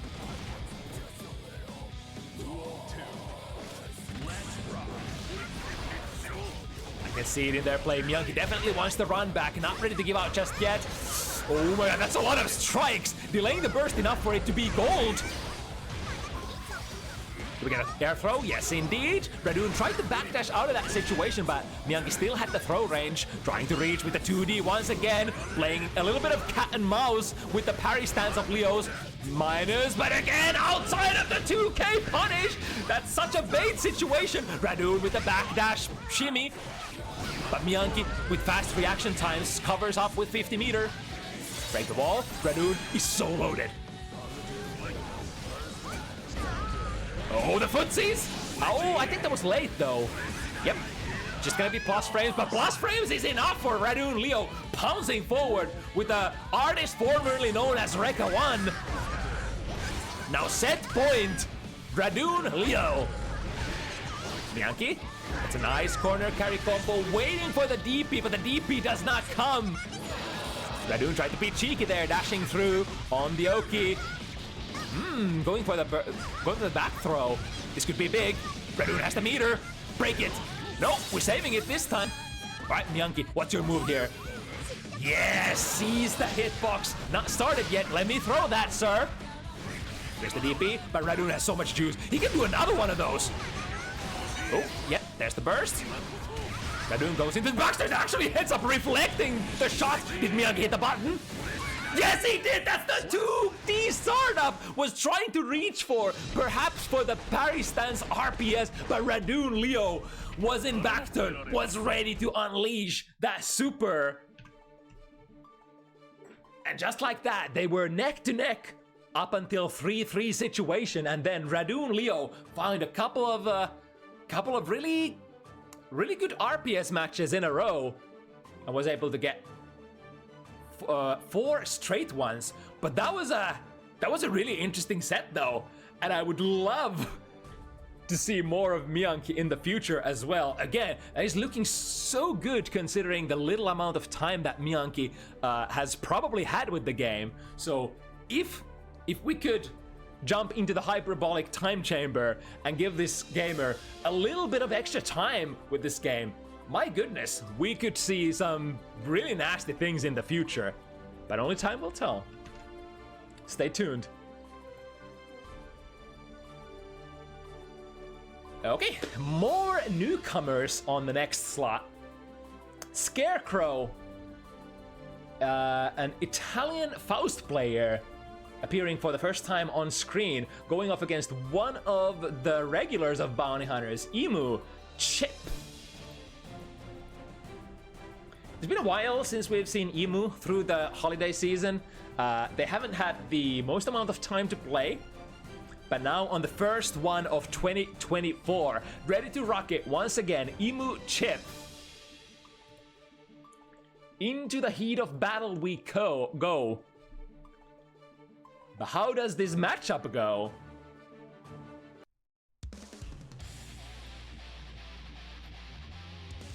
One thing's for certain, I think we've never had a boring Faust player on Bounty Hunters. I'm gonna say that much. It's a very interesting character, very fun to watch character. There's you know, there's something to say about spectator enjoyment and RNG. Of course, for the players, it's, you know, it really depends on what kind of RNG we're talking about. Stuff like Exert, Danger Time. Probably not the most beloved mechanic by the gamers, but my god, is RNG sometimes a lot of fun. And making some very memorable exchanges and RPS situations. What is this song, by the way? It kind of slaps. Alright, breaking the wall. Ehmu already putting on the table that we are here to game. Fast pace. Scarecrow's so low on life that they probably can't justify using full blue burst here. Might use it for wide assault though. We'll see. Oh, what's that? Wait, teleport which side? Hello? It's actually Ehmu who ends up having to spend the burst, and that should be enough. Faust being one of those characters with 0 guts. Is it 0? I think it's 0. It's either 1 or 0. I think it's 0. So always ready with the maximum amount of damage to be done, even at low health. Alright, the 5 heavy gets there in time, preventing Ehmu from full screen dashing in. Picking up the afro, picking up the horn, and sniping Ehmu out of the sky. Don't wall blink, don't alpha, don't anything. Here comes so much junk. Making sure that they are very plus there. Drift back forward once again. Damn!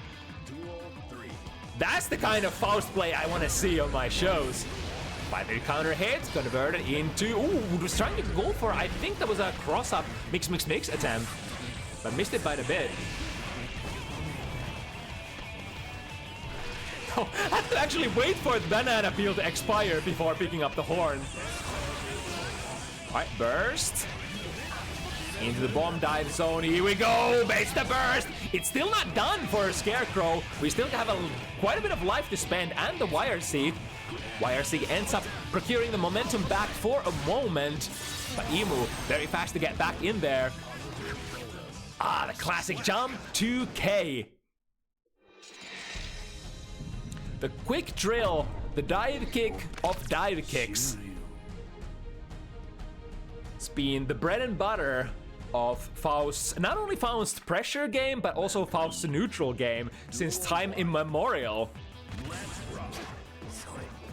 And definitely one of the factors that you will have to solve, one of the things that you will have to learn to beat if you want to beat high-level Faust consistently. Whoa! Alright, crawling forward over that overhead rekka. I dig it, I dig it. Faust, one of the most unique characters in defense in this game, having access to all sorts of really funky stuff with either back crawl or forward crawl. This time the forward crawl actually coming into play here, able to sort of build a crevice behind you that, that the Rekka 3 ends up missing against. Oh, so smart, waiting for the burst. Teleport to, not to the other side. I think if Scarecrow got the side switch there, that would have been a kill. Alright, taking it easy. Not risking. With a button, just dashing in there, get a throw. Wait a second, that wasn't the punish though. Anyway. Right, little guy on the board. Have to hold these. Dash 6B, Ehmu gets the party started. Rekka 2, that was actually a punish there. Is it that minus?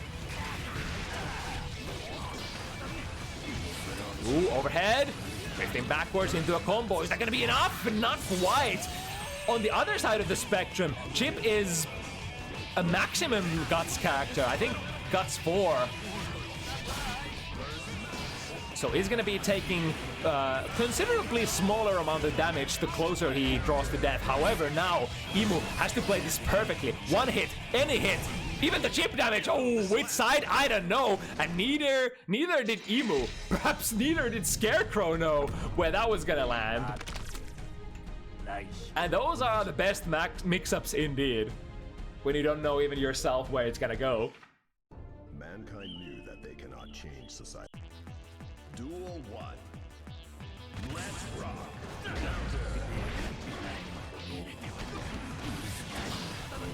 Alright. Swallows little guy. Thank God for the new interface. If you look at the bottom left corner of the screen, you can currently see what is in Scarecrow's tummy at the moment. The little guy there, which can be unleashed at any given moment with a different command. Overhead 5D. What a time to play that as well. 20 frame overhead, reaction check. Check, check. Ready to press a button, ready to stand up. Ehmu waiting for the whiff punish. There we go, finds it. Once again, missing the 2K, but extending with a 2D. Finds the mark momentarily. Scarecrow had to ended up spending the burst to procure the momentum back. Ehmu flicking the position with the jump 2K. Now, Rekka 1, very spaced. No punishes available here.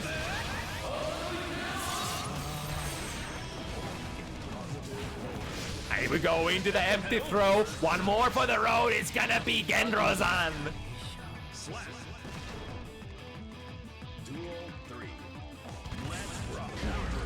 Ooh, went for a big Hail Mary 6 heavy there, Scarecrow, and got attacked by the 2D of Ehmu's. Nice. Saw the overhead. Probably reaction gold burst. Wait. Yeah. No, wait, that wasn't the gold burst. He didn't get the tension bonus. What? Ooh, I like that idea, but because it was full screen, Scarecrow had so much time to RC as well. Let's see if Ehmu can pull through with this. Overhead 6K, get the wall stack, and that's gonna be a kill. Ehmu is on board officially as well. Still probably feeling pretty good, as long as the opponent doesn't run away with too much of momentum.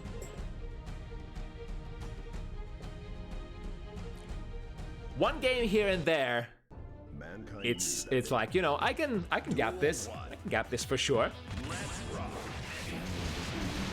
Nice, got the conversion into jump 2K there by the Doctor.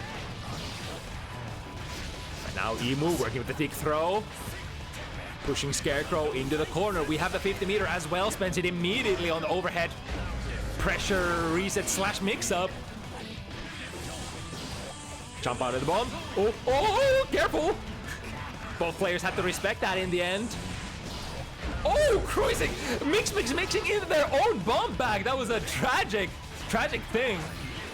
Still contained in the corner, but the power of YRC able to buy a little bit of real estate for Scarecrow. Gets that overhead, the cross-up mix-up with Mix. Snipe out of the sky, jump heavy. Oh my goodness. The massive full screen or half screen range horizontally from that jump. Such a classic for Faust. Ooh, what a whiff punish with the fishing pole, catching Ehmu pressing something. Get the horn. Let's see what's Emu's response. That's not actually too bad. Ended up getting by the tail end of that horde, but also ended up activating the little guy during a moment that it ended up making not too much of a difference. Rather activated when it's like neutral and when Faust can't come in, rather than during a, you know, oppressive pressure situation for Faust. Or God forbid, a combo breaker situation. And the little guy once again, the annoyance, giving Scarecrow time to throw more items. Critical mash, maybe. Almost ended up pushing Ehmu into the explosion, but not quite. Is there gonna be a wall break? No, sir. Ooh, I was very close to be. I would have, as soon as Ehmu started the downwards horizontal alpha, I was willing to bet money that he's gonna cruise into the hammer that was still bouncing on the ground. Barely able to avoid that. Duel 1. Let's rock. Alright, micro dash, 2K 2D, into Gendrozan we go. The pressure is on. Overhead, a little bit of a chef kiss there. Ooh, hammer! Able to avoid it! Ehmu with the perfect Michael Jordan, or I was pondering, am I gonna say Michael Jordan or Michael Jackson? I mean, combine, why not both? Just overall with some good moves, able to avoid that incoming hammer.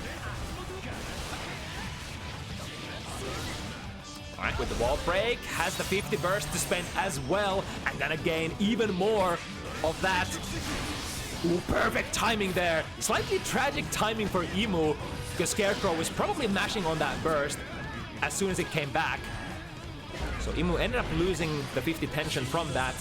Get me out of here. And the punish? We have the punish, not too big of a one. Into the bomb. Uh-oh. Oh no! He backdashed into it! Still alive somehow. Literally 1 hit point for Scarecrow. Any special move on block is gonna do it. That's gonna do it. Alright, Ehmu once again, very, very close. 2-3.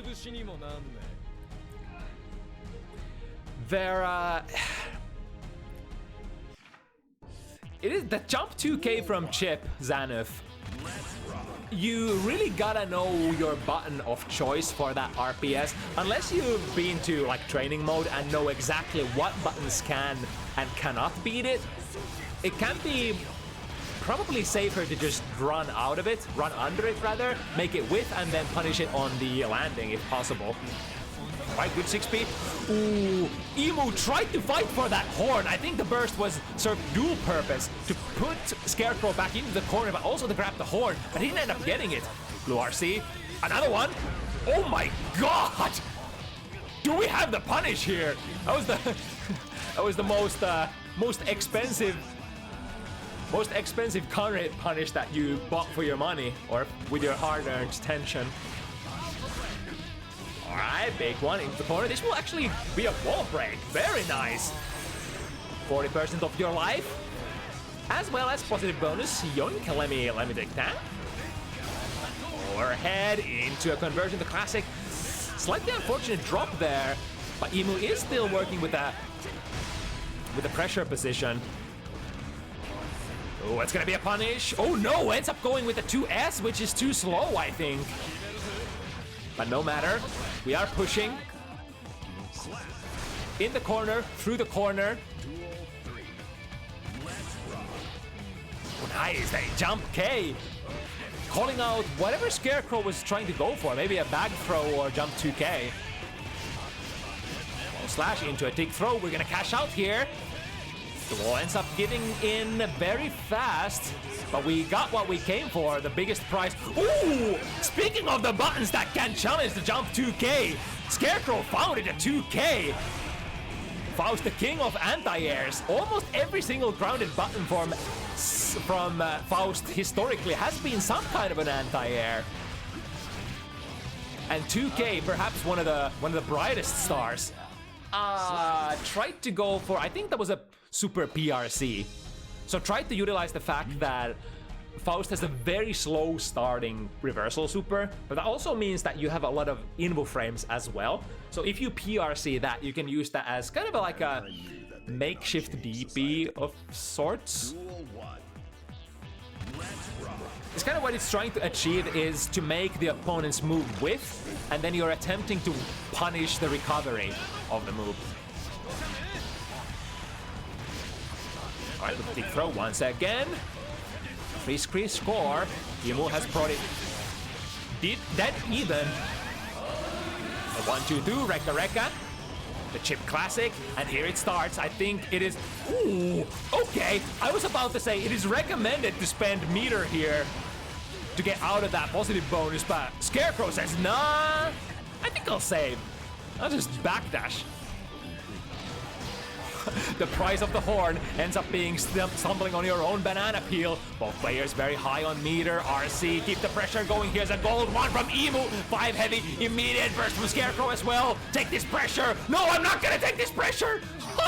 Back and forth again, once again, meter for meter. Neither player wants to block even a single hit. That's Guilty Gear for you. Alright, 2P check. For the rashing in chip. 2K, nice anti-air.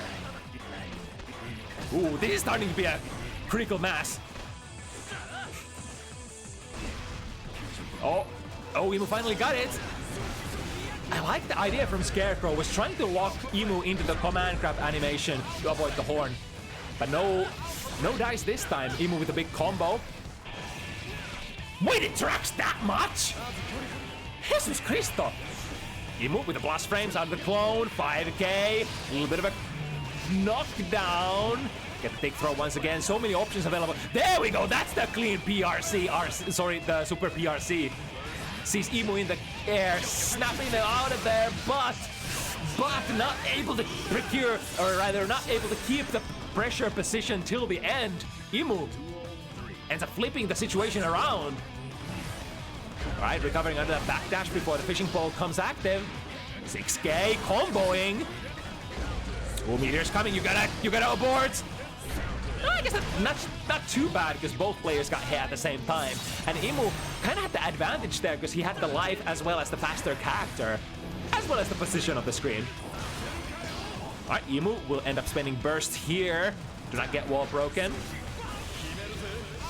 And forcing the issue. Rekka 3, Arceus once again. Now Scarecrow would love if... Oh, good 6B! 6B, the playmaker. Another historical classic interaction. A lot of 6Bs throughout the history of Guilty Gear have been very strong against most of Faust's pokes. Because even though Faust has very nice reach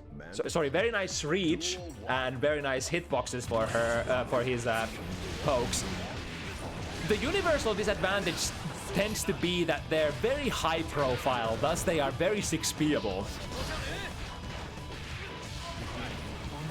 Even moves such as like 2K, because it hits so high, right? Oh, wait a second. Scarecrow didn't stumble on their own banana peel there? Okay. Ooh, bomb is still online. Gotta stop both players, and the 2B ends up being the farthest reaching and the fastest starting button for that situation. Good 6B. Ehmu waits a little and unleashes the burst.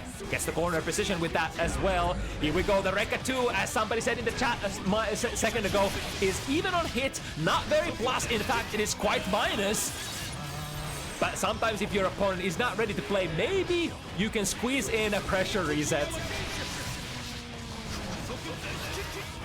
Right through the wall once again, Scarecrow in a little bit of a sticky situation. Oh, never mind, just gonna backdash their way into the victory once again. But we haven't won just yet, need to work out quite a lot for this victory. Looking pretty good, throwing some good items. We have a little guy guarding the back. But the little guy at the back does not do anything when you get thrown point blank though. Very daring throw there for Ehmu, but ended up working out. Hammer coming, the back jump, forward jump, ends up completely avoiding it. 2K from, oh my god, that's a low that hits so high up in the sky. I love that button. Translator's note, I hate that button.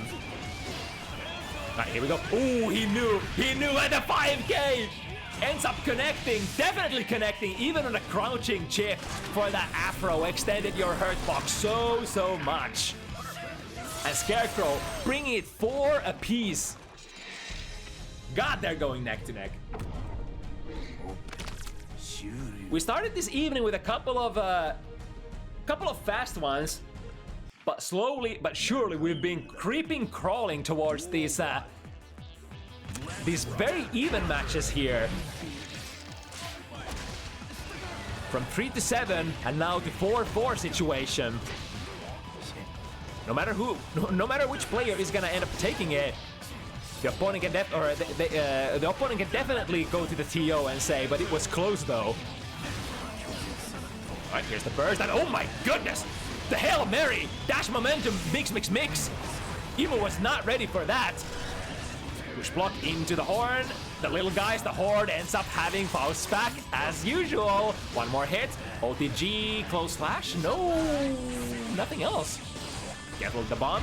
Yeah, Ehmu with the presence of mind. YRC, that was the last of your resources, but the resource is really well spent because that allowed Scarecrow to get the next interaction in. Ooh, nice whiff punish there. Even the... Is that far slash or 5 heavy? I forgot. That's far slash, right? Even the far slash is not, you know, at that range, not safe against Chip's movement speed. There we go. Hard knockdown with the red assault. And what's the mix-up? Empty throw, RC. Yeps. Yep. You got mixed.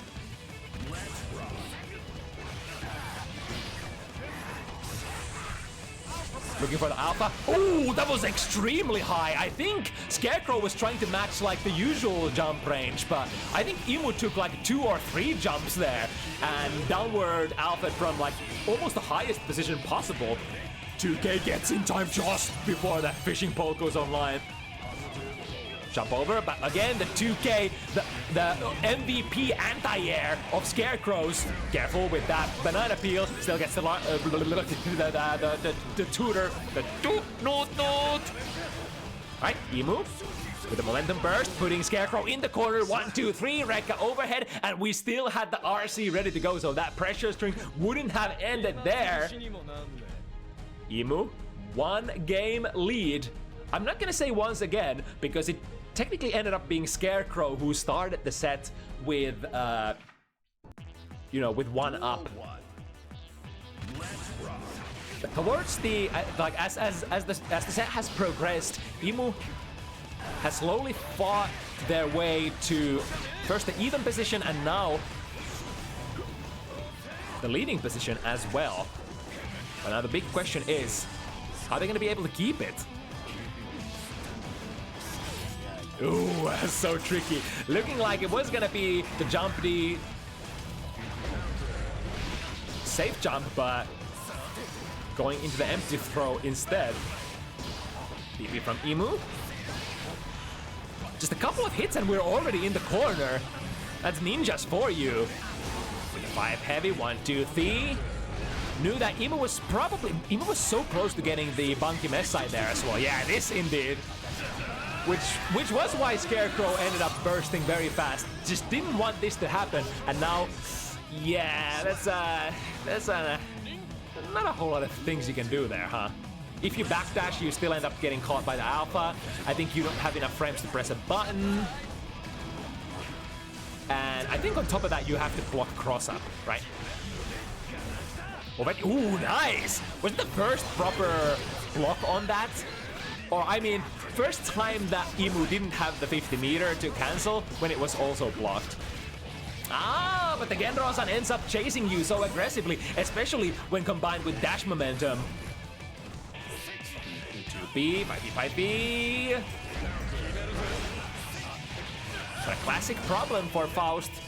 Kind of like a Zato problem. Even if you end up finding the opponent with those pokes, they often don't lead into like clean confirms or heart knockdowns or anything. Like one of the best strings, I think. Oh, hello! Charges the full 5D. Ehmu bursting out of it. What a whiff punish with 2K, but also too far at the same time to combo into anything. Drive-by, jump heavy on the whiffed burst here. Ehmu slowly pushing towards the corner to jump. Oh, it's looked like that was gonna be minus, but Ehmu didn't even attempt to punish it. We got wall break. Positive bonus coming home. Oh. Instead of trying to whiff punish, or rather punish that backdash, just took advantage of the plus frames that they gained instead. Take the horn. Oh. Has to RC. Oh, straight into the horn still. Yeah, I think even if you RC that, you're still gonna go into landing recovery. Am I right? Because RC does not... Wait. Can somebody tell me if RC actually ends up eliminating landing recovery? I don't actually know. I mean, you can still do stuff after the RC, but once you touch the ground, are you gonna go into the normal landing recovery still? Question for ages. Right, 2S wasn't comfortable going into the too heavy or anything because of the little guy guarding the back door.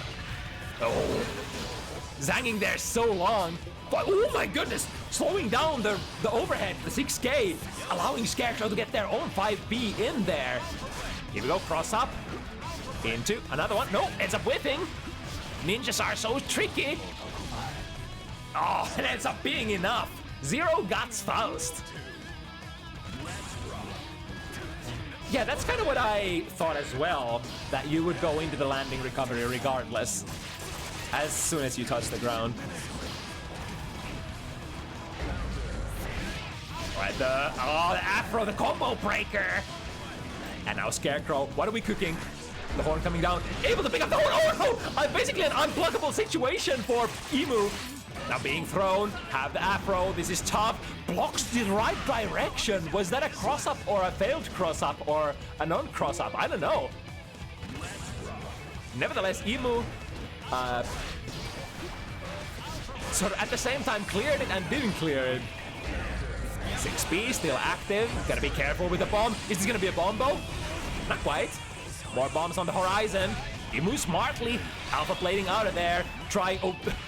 Looked like trying to backdash, but since Scarecrow had already teleported to the other side, ended up dashing towards. Funky interactions. Here we go with a safe jump. Yeah. Tried to go for the super PRC, but Ehmu's button was still active in there, so no purchase for that one. Same again. No! Jump slash whip into an empty throw. Here's the the super PRC. And the burst, everything. The DP punish, that could be a kill. That might actually be a kill. No, I'm missing it. Ehmu still let a burst. One hit is gonna be it. Close slash, that should be it. Don't drop the combo. Yes, there we go. Oh my goodness. This is stressful. Once again, Scarecrow.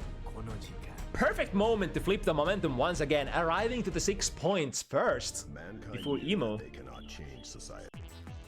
Duel 1. Let's rock. Alright, just back off at round start. Looking for the whip punish. Oh, Chipsan, if I love you. Miss with the 2S and still go into the 2 heavy with cancel and get the hit. Bomb. Bomb. Some days you just can't get rid of a bomb. Ooh, that's 6 heavy though. Catches the backdash. Here come the items. But because they ended up teleporting, Ehmu ended up crapping the horn and also killing the momentum of Scarecrows. Fresh strawberry delivered. Delayed. Low recon. Gendrozan, once again, has been one of those tools that hasn't been challenged very actively. And into the wall slices we go. I think Ehmu's like 4 out of 4 for Gendrozan so far. But it is, of course, that kind of a tool where if you overuse it, your opponent is gonna kind of start to learn it and might actually have some strong punishes for it. I think Faust being one of those characters who can kill their air momentum immediately with jump 2k might actually have some interesting punishes on Gendrozan when you jump out. Oh, accidental side switch. But, you know, it is what it is. Throw, is it gonna be enough? OTG? No, don't even need the OTG, just the dimensional rift of Faust's stomach is gonna deal enough drop damage. Maybe some little bit of acid damage in there as well, who knows? What damage is that gonna be in D&D when Faust devours you? I don't know, but the fact of the matter here is Ehmu has got the Bunky Messai through the roof, or the vertical, the horizontal roof, the other roof, the wall. That's it. Oh, barely missing with the 5B anti-air. Ehmu still in there, hanging in. Missing with the 5 heavy. And able to bring it 6 each. Chat room. Just between you and me, I'm hyperventilating. How about you? In the back of my mind, I was hoping they would let the intros rock and for me to get a little bit of a breather, but no time to waste. Here's the last one. Ehmu, Chip, Scarecrow, Faust. The first timer on Bounty Hunters from Italy, the Faust player. With a really, really impressive performance so far. But remains to be seen if they're gonna leave this battle arena with a W in their pocket, because Ehmu is coming in with full force. Not even burst to spend here for Scarecrow. And gonna have to wait for that burst for a little while longer, even on the last potential round of the set. Ooh, tricky jump 2k, miss it, land into the low. 6 heavy. All right, Ehmu actually got a nice match there. So not getting comboed by the fishing rod. 2k 2D into the corner. Scarecrow finally has their burst available. But now, where are we gonna use it? This is a big risk versus reward. If Scarecrow gets this round without spending the burst, that would be amazing. And he gets it! He gets it! And Scarecrow enters the de facto last round of this set with an advantage. Full burst. One more for the road. What a big combo! That's a massive combo! Even ends up eating a little guy in the middle of that combo. Not taking the wall break though, interesting. Ehmu on the chase. Didn't quite get the hit. The red, not red, the got the burst made, and that should be it. The first matchup on Bounty Hunters for Scarecrow, and what a performance! What a last round as well. Ehmu was trying to aggressively chase that mix. Scarecrow was moving 2,000 meters per second. Towards the right, Ehmu chasing, missing with the punish. Scarecrow getting a gold burst, pushing Ehmu into the other corner, baiting the burst. Wham, bam, thank you, ma'am. What a set! That was a good ass set.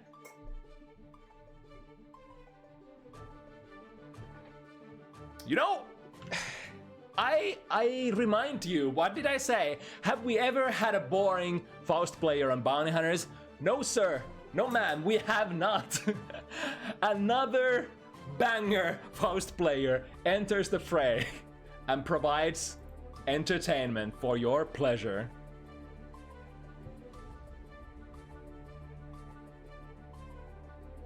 Oh, okay.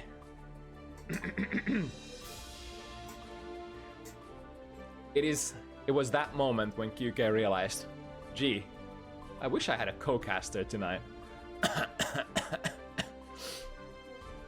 Anyway, here's the next one. McNuggleton returns from the Johnny saga. 6 games of Johnny on Bounty Hunters. 6 extremely close Johnny games.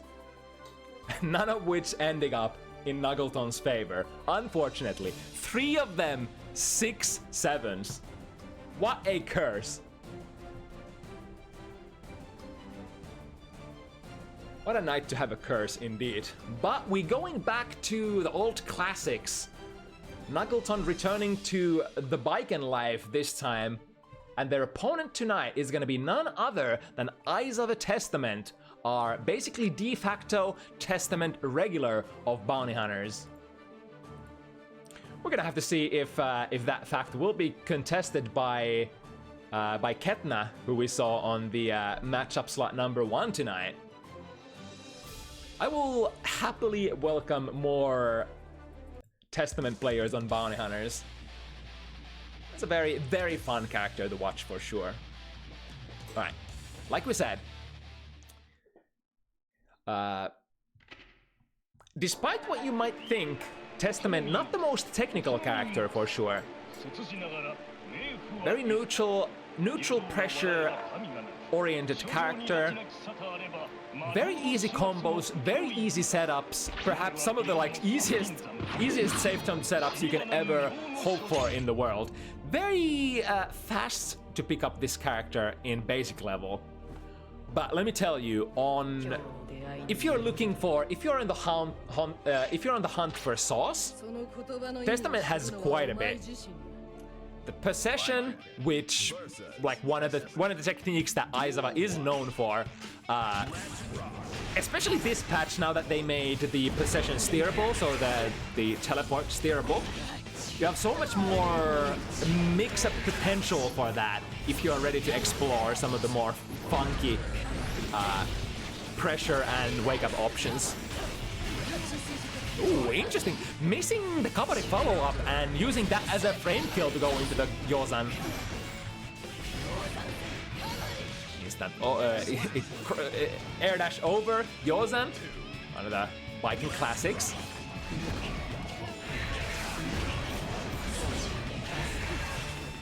Now, again, Testament being a very neutral-based character has a strong control of the ground for sure, which will be one of the factors that kind of will force Viking to take air a lot of the time. And once you know that, you know, the matchup is certainly quite basic for Testament, or like rather simple. It's keep the ground clear and just, you know, aim for the anti-air. And consequently, Testament has one of the best, or some of the best anti-airs in the game. The best 6P, as well as the upgrade Reapers, who are very good at preventing your opponent or occupying the space, not only on the ground, but also in the air. All right, 1 round each in the first game here. Ooh, okay, and end up using 5P frame kill and tried to go into a 5 heavy, but missing it. Now Nuggies is out of the corner. Ooh, tried to hold that Grave Reaper as well to charge, but Nuggies was ready to tag them out of the sky. Lots of respect here. Oh, ended up tagging. Was that a punish on the startup of possession or the exit of the possession? I'm not actually sure. But Nuggies ended up finding the hit though. Oh, I guess that's one way to counter the instant air dash jump slash is to use a low profiling move and go under. Oh, caught with the upgrade Reaper. Like I said, the upgrade Reaper is a nasty tool for occupying space, and it's so easy to air dash yourself into it as well. Speaking of the air dash, getting rid of the curse, as well as getting in momentarily. Nice! Aizawa using the lingering succubus marker to teleport out, because they did send the crow wild instead of tracking into the skull. Means that they actually get to keep the succubus marker. Skull. When I say skull, I mean succubus marker.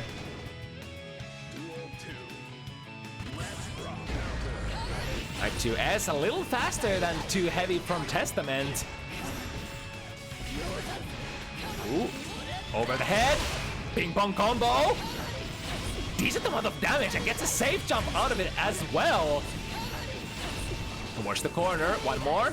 Where's it gonna come from? 5P tick throw. I think I saw Aizawa pressing something there in the between. They didn't quite have the reach, so Nuggles gonna get a second one in a row. Alright, Nuggies definitely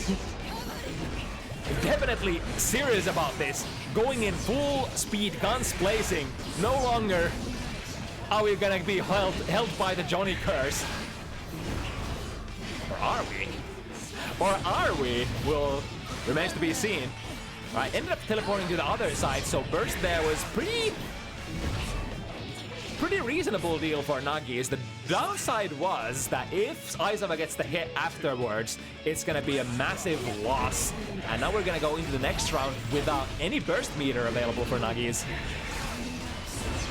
There we go, with the upgrade Reaper, also getting a very decent combo as a result, as well as the curse.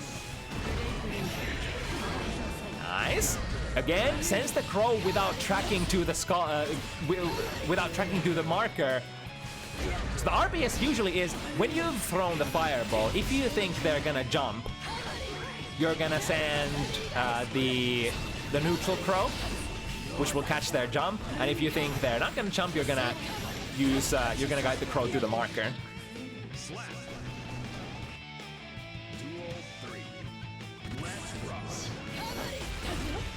Oh, that's very spaced.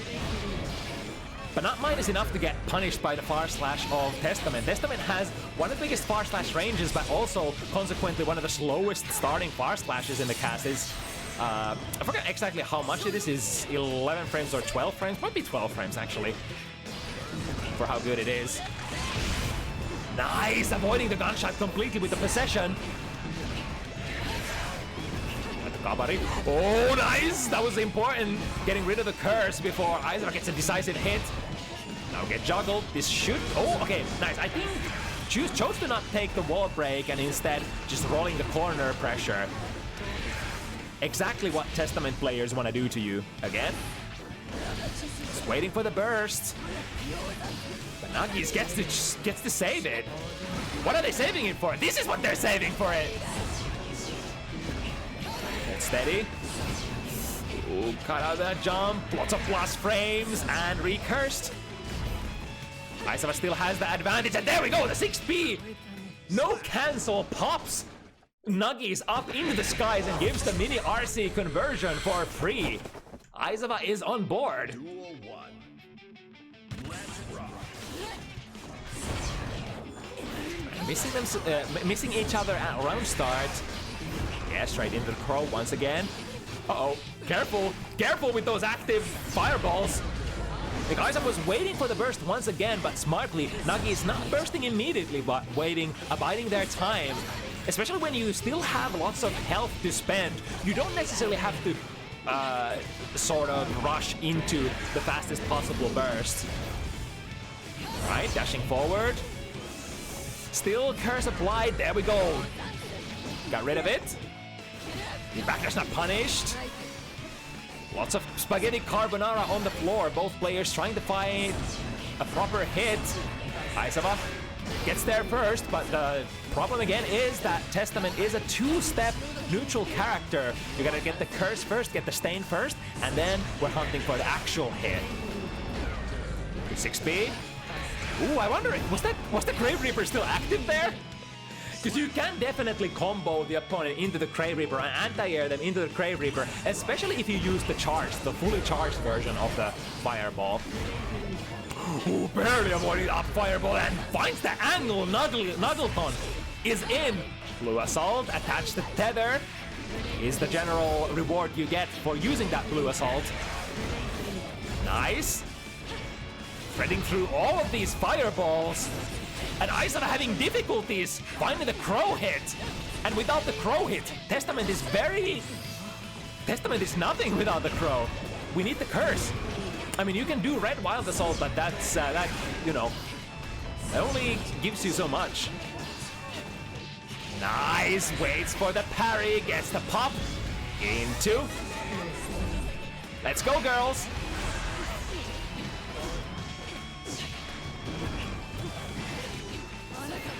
Alright, YRC, get me out of this hellhole. Ooh, combos into the blue RC. Not very often you get to see, like, actual decent combos for that blue. I guess, you know, it's a shadow. It's a shadow of what Red Wild Assault can do, of course.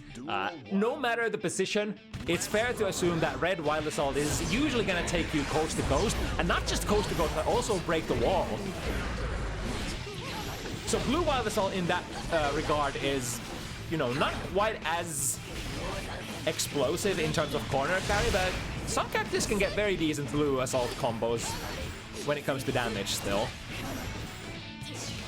Elfold being probably like one of the prime examples out of the characters who can combo in the Blue Assault very nicely. Ooh, that was kind of cool. I wonder though, the Stain Pop in the air is a very peculiar frame situation. I'm actually not sure if that's like very plus or not. There we go, hit with the crow. Nice, delaying the too heavy, punishing this Testament's too that heavy. But in the Red Assault, now we have in the corner. Fully charged Reaper. Start, oh, was probably predicting McNuggleton trying to jump out. So chose to not aim the crow at the feet of Viken. Yeah, lots of plus. McNuggleton not holding down back during that YRC block stun. There we go, tagged and bagged. I think he's not gonna get. Is he gonna get to the burst? And he's gonna actually use the burst as well. This is quite daring. However, McNuggleton did have the basis for the burst because they were full 100 bursts, so they had to choose to make plays happen. The requirement was to make Aizawa immediately block something though, and that can be hard against a good neutral character like Testament. Once again, fired up Fireball, get them out of the sky. Set up, fully charged Reaper. And here we go. This is gonna be airtight. Gonna get a mix-up here. Ooh, no mix-up actually. I think usually you end up taking a dash jump into high-low there, but maybe Aizawa missed it or was gunning for a different type of mix-up instead. Alright, switch positions out of that knockdown. Oh, teleported to the mid-screen, but McNuggleton was ready to pounce out of the corner position with the use of Too Heavy. And Too Heavy once again, chasing Aizawa down. Get me out of this. YRC buying a little bit of breathing room, but for how long? We don't have a succubus marker here. We have it now. So available RPS. Yep. I was like, is he gonna use it? Is he gonna use it? Yes, he's gonna use it. I tell you this much. So Testament players and old Venom players are the same. They can't resist. Once the ball has been set, or once the succubus is out, they can't resist playing the teleport RPS. Because I mean, it is of course a big, massive reward if you see your opponent commit to the approach, and you're maybe in the air. Just input the teleport. There's not much they can do about it at that point. All right, switch sides with the follow-up of Kabari into a low and. Still get the hard knockdown. Looking good this round. What's it gonna be? I think that was a super PRC, right? I didn't see the startup of Calamity 1, but I think that was what... Pretty sure that was what Aizawa went for. I didn't see the startup. I didn't... My frame goggles didn't spot that one frame that Aizawa cancelled. Huh. Actually, chat. Uh-oh. Ended up missing the red Wild Assault combo. Still in this. Teleports under and goes for the 6P. Now, ooh, that's so smart. Because the Too Heavy from Baiken is so delayed, it ends up avoiding the strike portion of the up fireball. And that's what started this sequence. Here we go. Tenchi. Get the ball break. Looking suddenly so good for McNuggleton. Here comes. Oh, that's so smart! Because your opponent is still reeling back. But wait, where the gun going? Where the gun going? Waiting for the burst from Aizawa, not getting the burst. Oh my god, both players using everything. It's still McNuggleton with the burst. Could still unleash the blue burst if they so desire. But they don't necessarily have to. McNuggleton has been playing those hero kind of, or not hero kind of bursts, but very, very dangerous kind of bursts in a lot of these earlier sets. But this time plays it a little safer.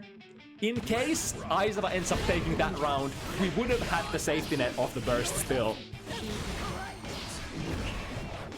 But man, that's a big hit. And side switch, yes indeed.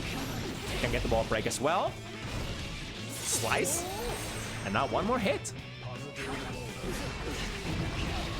Right, can get the curse. Ooh, better than the curse. We're going into the girls. That's almost situation equalized. But yeah, the downside is Aizawa is so low in health that they are I feel like kind of scared engaging there. But, you know, we are a more adept neutral character. That was very interesting as well. So Aizawa, why Aizawa went for a raw Wild Assault here is because McNuggleton had a full burst. They were kind of saying that McNuggleton probably does not dare to burst immediately, so let me just go for a meaty red assault and take away from their burst first. Lots of interesting RPS here. Gun. Yep. In a blocking position. Succubus marker expires behind McNuggleton, and plus frames from that Escabari and finds the hit. That should be the kill as well. McNuggleton moving forward with massive reach. Gets to the 6 points, while Aizawa only has one win for their name so far. Now Aizawa will have to work extremely hard to come back from this match. And I think that's the first reversal parry that we've actually seen during the whole set. Probably because due to the nature of Testament's pressure, Testament ends up not being at the point blank, the close distance where you can trigger the full animation of the parry usually. Ooh, nice tag there on the red assault. RC. Yellow RC. Lots of meter and burst thrown around. In fact, both players using all of their resources in a matter of like 5 seconds. 6B, we're gonna get the curse. And now, ooh, barely missing with that 2K because Nuggies was backdashing. It all comes down to small frames, or perhaps big frames if we consider the amount of difference that they made. And now, first time on a set point. This is almost the worst possible situation that you can be in an FT7 exhibition match. However, not gonna give up just yet. A good start here on this round. Drifts forward straight into Nuggies' 2S. Spend the burst here. Ooh, nice hit. There's the burst. All right, all right, all right. And the damage ender. Now, we're gonna have Nuggies. We're gonna have our target at a very low burst amount here. All right. Read the instant air dash at round start. Plus frames from the up fireball, but Nuggie is not ready to give an inch of space. Immediately goes into the instant air dash jump slash, and that's Kabari.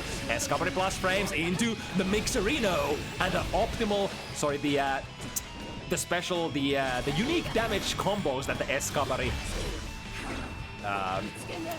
offers. This could be the last hit. Is that gonna be enough? Yes, indeed. That's all she wrote. Nuggies. After the couple of first rounds, Nuggies learned something. I'm not sure what, but the fact of the matter is, the curse is no more. We're done with the curse of Johnny's Fondi. Welcome back, Baiken. And Nuggies grabbing a big win here on their, comeback set on Baiken on Bounty Hunters. But not too bad of a, not too bad of a matchup, match from Aizawa either. It's, I wonder.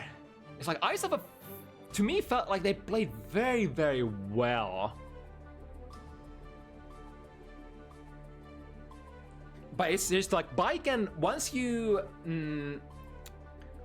Baiken, of course, once you get in once, you get the one hit, especially air to airs, you get a massive combo, and then you can flow into an instant overhead mixes. If you get a throw, you get a fucked up, like 9-side, left, right, back, I don't know, kind of a situation. Baiken definitely snowballs fast, that's for sure, if you start getting the hits. All right, even though, should we put this, I guess I can put this card on show. Even though Whamel is not going to be showing up today, we'll have a very interesting replacement. It is that guy, AgguBaggu. One of the most diverse players. Ooh, that reminds me, I need to input Aggu's name into the system. So, go with the previous event preferences.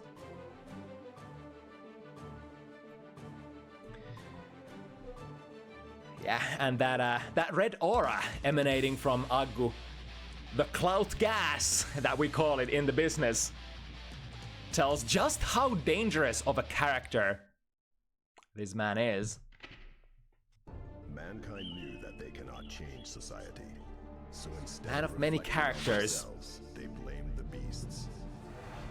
This time, choosing to go with probably the most fun option. I mean, two of the most fun options for me would be if Aggu plays either Elfold because new DLC is fun, or Asuka because Asuka is mad fun to watch as well. Their opponent is gonna be Tomi, probably the current top Zato player from Finland. Let's see how it goes. If I recall correctly, Tomi came out guns blazing after the massive Zato nerf patches and, took their set and showed that this character is amazing still, if you know how to play him, even after the nerfs. I'm actually gonna make sure that I'm not shitting you guys. So quickly checking Tomi's record.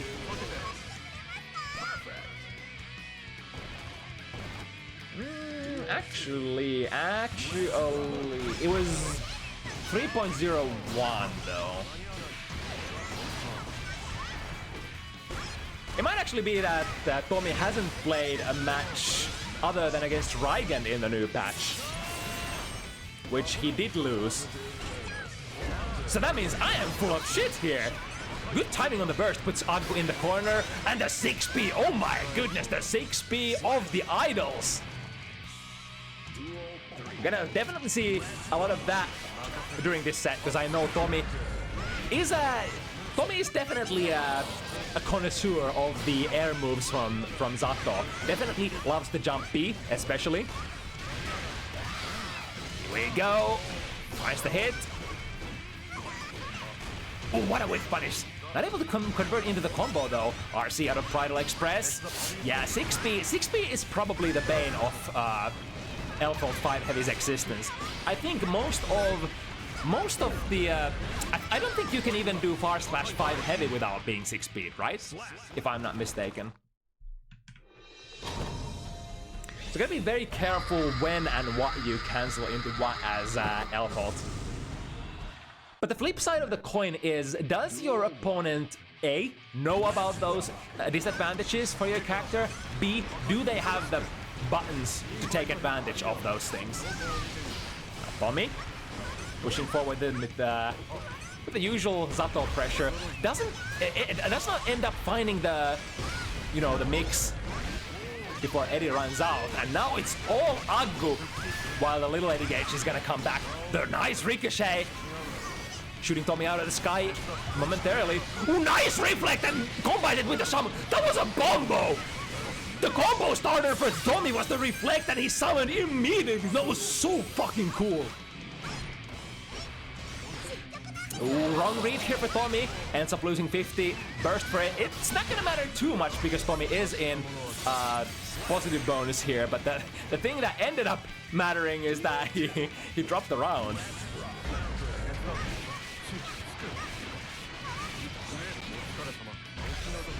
Alright, hard knockdown, and little guy was unsummoned as well, so we're gonna have access to it on the next screen as well. This is technically how you wanna flow. Whenever you break the wall, you wanna have your little guy ready to go. Now, this is only gonna give like around half of little Eddie guy Gage back the command grab. So it is no longer the absolute Eddie reset that it once was. But I mean, it still buys, massive amount of time for you. Around 4 seconds. Here we go, trying to spend time here. Delaying enough, and now we get the summon. Ready to go. Is Aggu gonna spend resources? Deflect Shield is the name of the game here. So that's very, very ecologic, very, very meter efficient here. If Aggu uses the blue burst, he surely gets out of there, but that means he spends all of it.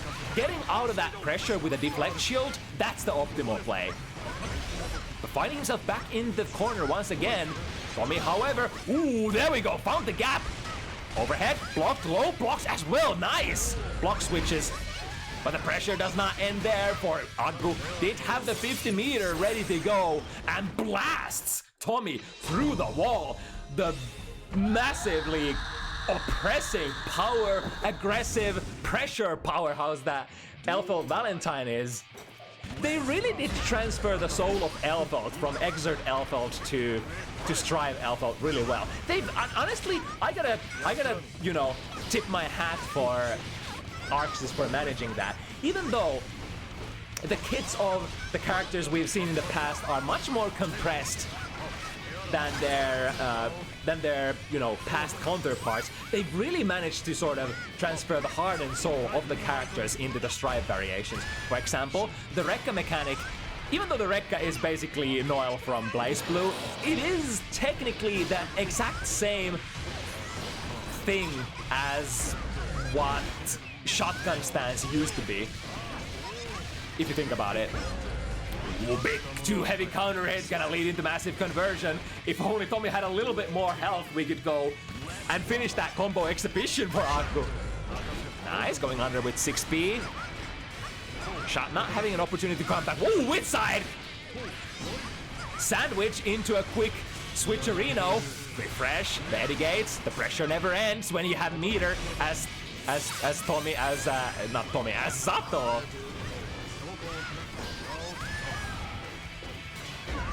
The downside is if you don't find the mark with your 6P. Oh, I think this is not gonna reach fast enough.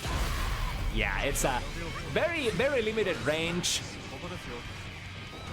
both horizontally and vertically for Elfald's reversal super. Nice, ready with 6P.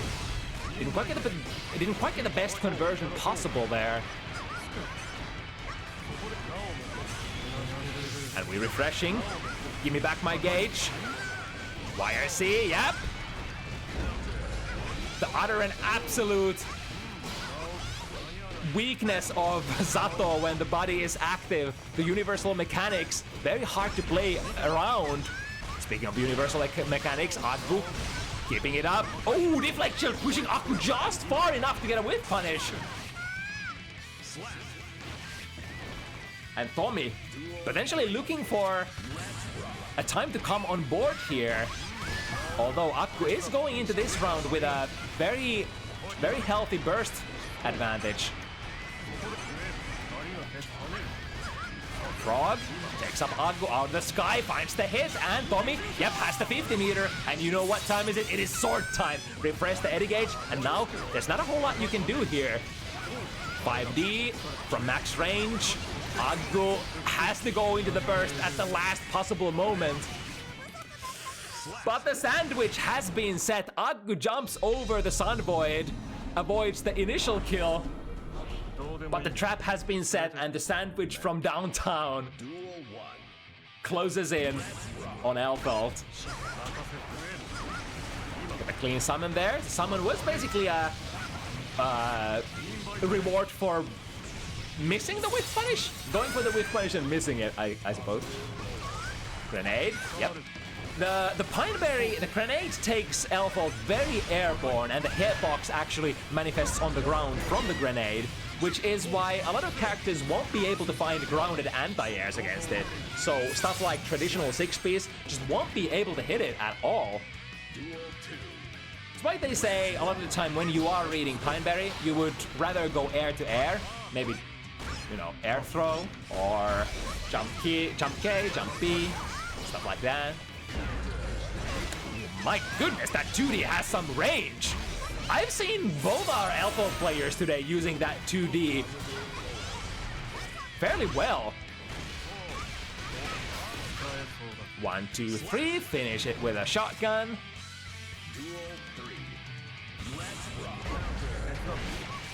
Nice, winning the round start and getting a big combo into, yeah, got the unsummon and got the hard knockdown. So 50% gone and basically have all the resources in the world. This is exactly textbook how Zato should win rounds. Again, has the 50 meter from the previous sequence, and now able to summon Eddie once again.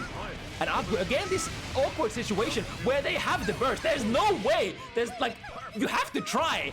Aggu had to fire it, but at the same time, Tomi knows he's gonna fire it. There is no choice but to fire it. Hence, I will just win.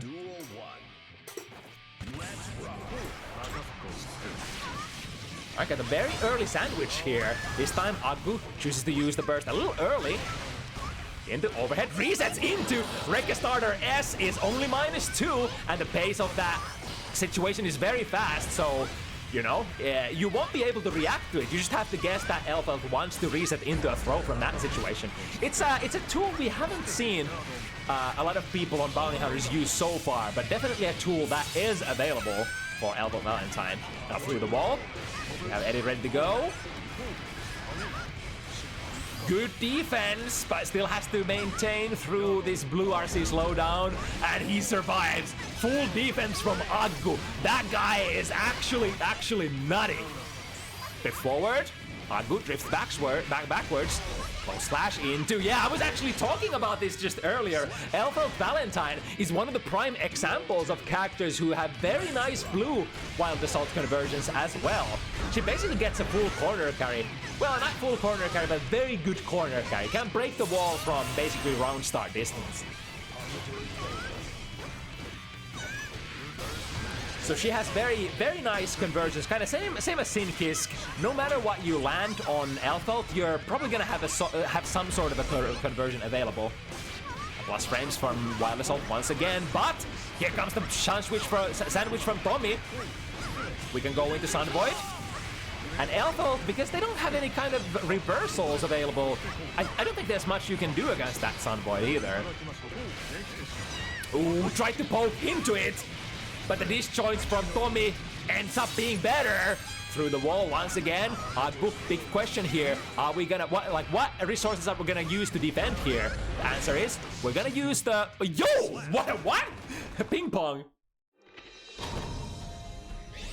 The answer is we're gonna reach into the YRC department first before we end up spending any meter. Which tends to be how strong players play it. I think if you can defend with the use of tension, you would much rather do that instead of expanding your burst. Because the Wild Assault is such a prevalent, such a strong mechanic that you always want to have that available when possible. All right, there we go. The S-Rekka, only -2 into a thick throw. The reason why I was actually comparing the Strive Rekka into Exert shotgun stance is because it's like it's sort of the same situation. You just have to know all the options that the opponent has, but not only that, you have to guess right in what they're doing, and you can't afford to not RPS. You have to actively RPS against it, otherwise you're just gonna lose by default. Right, great news for Tomi. We have another summon, finds the overhead and gets the kill. 50 burst Ritielko. Oh, far slash ends up anti-airing Tomi out of the sky. Interesting. It does hit quite high. At the same time, it does have a distinct vulnerable against low profiles. Into the corner you go. OTG too heavy into. Ooh, missing with jump D. I wonder if that was actually what Aggu meant to do.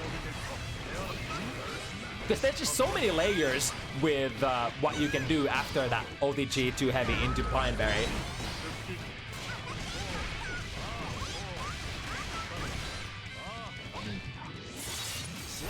And the jump D is like, I think day one, a lot of Elfeld players have been rocking with just, you know, the jumping in with jump heavy and then going into either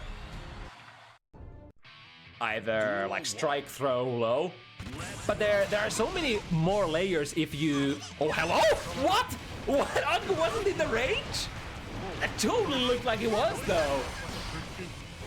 But yeah, as I was about to say, the jump D, Elfeld Valentine's utility jump D is actually a two-hitter. And it sort of holds her air momentum, so she can get some really nasty mix-ups with, you know, mixing up the amount of overheads that they're gonna get from jump-ins. Right, quick one for Tomi. Exactly what he needed. Going into the next round, Tomi has a full burst, whereas Aggu only has 50 available. Overhead, hits soon. Unsummon. Eddie ready to go. The downside is we had to, you know, to get that unsummon, I think you had to get the wall break without a heart knockdown. Oh my god, that was from so far away! Trying to wait for Aggu's burst, but Aggu delaying it till the last moment. S-Rekka into a throw once again. And... is this gonna punish? Yeah, it still punishes. Ooh, big counter hit. Into another setup. We can go into an empty low. Tries to press a 5P, but 5P does not reach high enough to prevent the Pineberry going off. Of course, the Pineberry, the grenade itself will disappear if the main body gets hit. The problem is that Elfeld is so high in the sky during that grenade throw. Alright, getting half the Eddie Gauge back here, but Tomi will have to buy a little more time. RC drift forward into a summon, yep. Empty low, unsummon, and take the wall break. Ooh, good trade for Tomi, I guess, especially since you didn't trade with Eddie out. However, this is gonna take out both the main body and the puppet. This could be a comeback for Aggu. OTG too heavy into waiting for something. Waiting for, I'm not sure, Deflect Shield? I think Deflect Shield. RC buys enough time to summon, and one more commits to it. I think if Tomi doesn't get a hit with that 5D, he's gonna be in a big trouble because Tomi didn't have any more meter there to spend. It was kind of low on tension, burst as well, and basically dry on Eddie Gauge. But hey, the strong players know when you have to commit. Ooh, that was so big for Aggu. Gotta counter or gotta trade against that Sun Void. Now that's Puppet gone, and that's the 50 meter that you're never gonna get back as a Zato player. However, able to maintain this position. Commits once again. Eddie Gauge is gonna run out, and Aggu is out as well. Into empty low, another grenade. Deflect shield puts Aggu at a very, very close distance, but just far enough away that Aggu can't get anything in. Should be close this time. Yeah, but it's so slow. It is so damn slow. In fact, the reversal super from Elfeld is so slow that most characters can just close slash as media and recover in time. Sliding forward, go under 6B wham! Or was that 5B? I think that might have actually been 5B. Alright, Froggy. Got our back, quick unsummon into a command grab, yep. This time we got the Eddie Gauge back, so ready to summon once again. Aggu is running only with resources for Deflect Shield. Let's see if they're gonna save it or use it. We go through the wall. Now Blue Burst available, and again, has to go for it. Oh, but here's the other side of the coin. He kinda has to, but on the other hand, he doesn't have to. Tomi thought that the burst is definitely gonna come out because his next hit is gonna kill, alright? But Aggu said, nah. That's the cool thing. Even if at the last second situation, like last pixel situations, where you are basically in a place where you have to press the burst or you die. Sometimes you still have one more option if your balls are big and heavy enough to hold it. Oh, this is a lot of a lot of resets. So the S Rekka from Elfeld is the pop, the vault. The sniper rifle vault, which basically resets the Rekka situation and gives her quotations charges back. And after that, she can use 2 other Rekkas again. And that's also the same Rekka that Aggu has been using to pick throw, which is only -2. The rest of the Rekkas are very, very minus, except of course the shotgun, which is the finisher, which is technically safe. It's like -4, -5, something like that, but it pushes really far. Speaking of 5s, here's a 5D, snatching Tomi out of the sky. Man, Elfeld Valentine's standing normal seem to hit kinda high, don't they?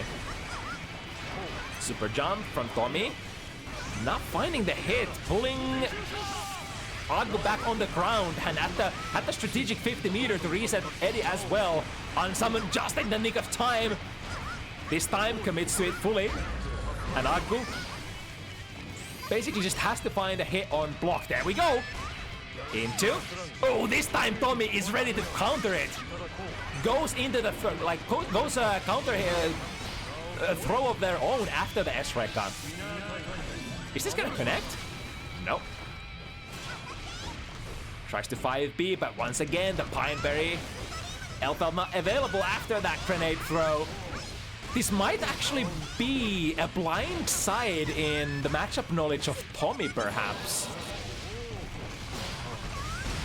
Which could mean that, you know, going into the Pineberry is safer than perhaps usually. Oh, that was smart. Oh, never mind. And it was first it was so smart, then it was so tragic, then it was so smart again. All right, don't play with my heart, Tomi. I think for the first time in this set, Tomi is actually taking the driver's seat here towards the end, latter part of the set. 5-4 now. Heavy under -5? Yeah, okay. But even if most characters have 5 framers, it causes so much pushback that I'm not actually sure if you could get a punish on it on instant block. I haven't tried that one. Man crab. Ooh, we're gonna cash out here. Interesting. So this is kind of like the wall break situation that Tomi could have gotten, but instead chose to keep the prey in the corner. And instead of playing the Sun Void and break the wall, they kept Aggu in the corner and kept the corner. Yeah, I mean, they corner. Ooh, nice grab out of the sky. Into. The very delayed 5 heavy caught Tomi at the almost apex of their jump arc. Sandwich has been set. Do we get a fight? Yes, nice! Switches sides with the puppet and gets the hit, Sun Void. Tomi using their resources so smartly. This is how the modern day Sato has to flow. You gotta have access to this move. Ooh. Tomi is actually striking here. I wonder, is that's part of the Sun Void animation? So that means after, if you are neutral, then you can punish Sun Void with a reversal super. Is that the takeaway here? Really nice reactions on the reflex. I think every single, or I don't want to say every single, but most of the sniper rifle shots that Aggu has been shooting this set have been just reflected by Tomi.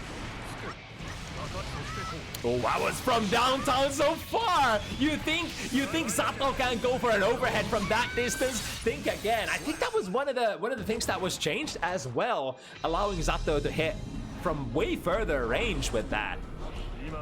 And that moves Tomi to 6 points here on our last set of the bounty hunters today. Tomi can almost smell it, can almost taste it, but Tomi cannot see it for Sato 1 is blind. Alright, time to set it up. Aggu is holding it steady, very patient, but Tomi has the strategical 50 meter to go once again, to gay once again? Okay. Okay, QK. Stop, we gay again. Break the wall. This is a this is a soft knockdown. Tomi has to find an opportunity to summon safely. Doesn't find it here.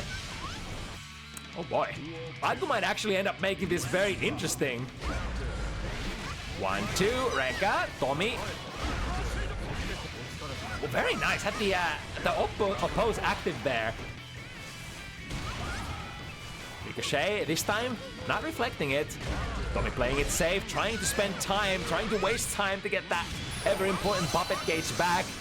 Going through the wall, and now we have the 50-50, meaning 50 tension, 50 burst available for Tomi. Oh, but Aggu takes it! 1, 2, 3, 4, and 5 to 6. That's a lot of numbers. 1, 2, 3, 4, 5 to 6. First you get the 1, 2, 3, the BMB, and then you're looking at a 5, 6, and the 7 is the goal of the set on Bounty Hunters. Oh my god, that was from really far off. That's gonna be full corner carry and a wall break as well. Heavy one at that. And Aggu looking for one more hit. Tomi does have the 50 meters, both tension and burst. Ends up using both immediately. Don't waste any time.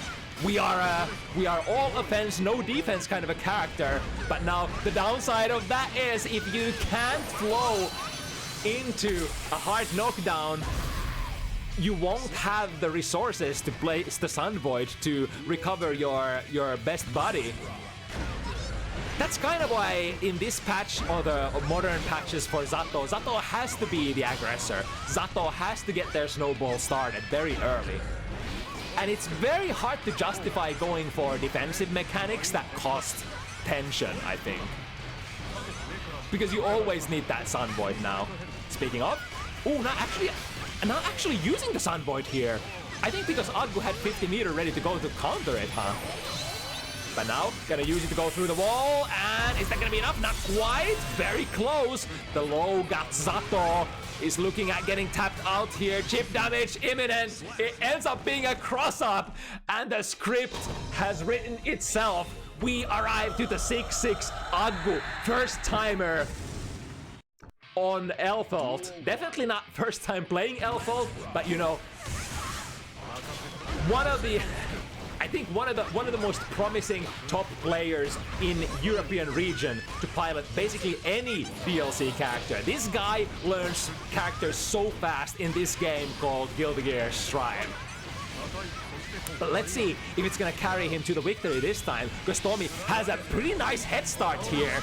Because of the unsummon, gonna go into the damage ender instead. So Amorphous. Deflect shield, doesn't care about high or low, so clears that 5D. Nice! Got the catch here. And Aggu's time to strike. There we go, the Tomi trademark jump P. And Tomi has the reach first. Set point Tomi, although Aggu is not too far behind, to be honest. Here we go. Set it all up with Blue Assault. Try to waste as much time as possible. And there we go. Summon is ready to go. Are we gonna do the side switch again? No, not this time. Lots of overheads. Aggu blocks every single one of them. But Tomi is accumulating so many resources though. Tries to bait the burst. Aggu smartly waits. Gets it off, but at what cost? We are so low! Oh, here we go! So much meter, 100 meter for Aggu. This can go into a wall break if Aggu wants. 1, 2. Misses the shotgun. Oh no! Super! Is he gonna recover? He recovers in time, but he had the 100. Bridal Express finds its mark, baits the throw with the Pine Berry, and Aggu has the reach as well. The double Luigi last dance for these warriors. Who's gonna get it? The first to hit it is Tomi. Summon into a big ass combo. Get the unsummon. That's so beautiful. That's the textbook Zato we've seen throughout the whole set. 5D hits. Aggu is not close to the burst. I mean, he is close, but so far at the same time. One more hit. Command grab. Aggu is gonna get the burst back here, but is he gonna get to use it fast? RC. Here he go. Can't contest this, right? No, he already pressed the button. I'm not sure what button it was, but boy, whatever that button was, it was not the right one. And at the very end, Tomi is your... fuck, dude. What a day. It's like me. It's like the you know the meme where Captain is like, what an event, huh? And then Tintin is what is Tintin gonna say? I think that was me yesterday, because I was casting the Exert Archives Season 2, and at the end I was like, whew, what an event, huh? And then Tintin is like, Kirka, you're casting tomorrow again. Okay, we started out extremely fast. A couple of the first sets went by in a flash, and then we slowed down the pace to a crawl. I mean, the pace of the matches never slowed down, but they just went down to the wire at the end, and we got some really beautiful comebacks, really beautiful last game, last set kind of nail biters. definitely happy how it turned out for the first bounty hunters of 2024. Gosh, I'm spent. I don't know about you guys. Let's see if we have any cool stuff happening on twitch.tv when it comes to Guilty Gear Strive.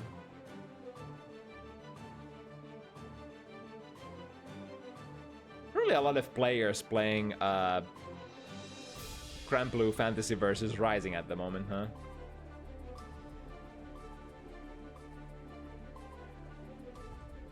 There is some sort of Russian tournament going on at the moment.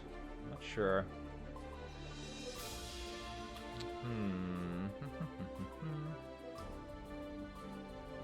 A Juxtaposer streaming.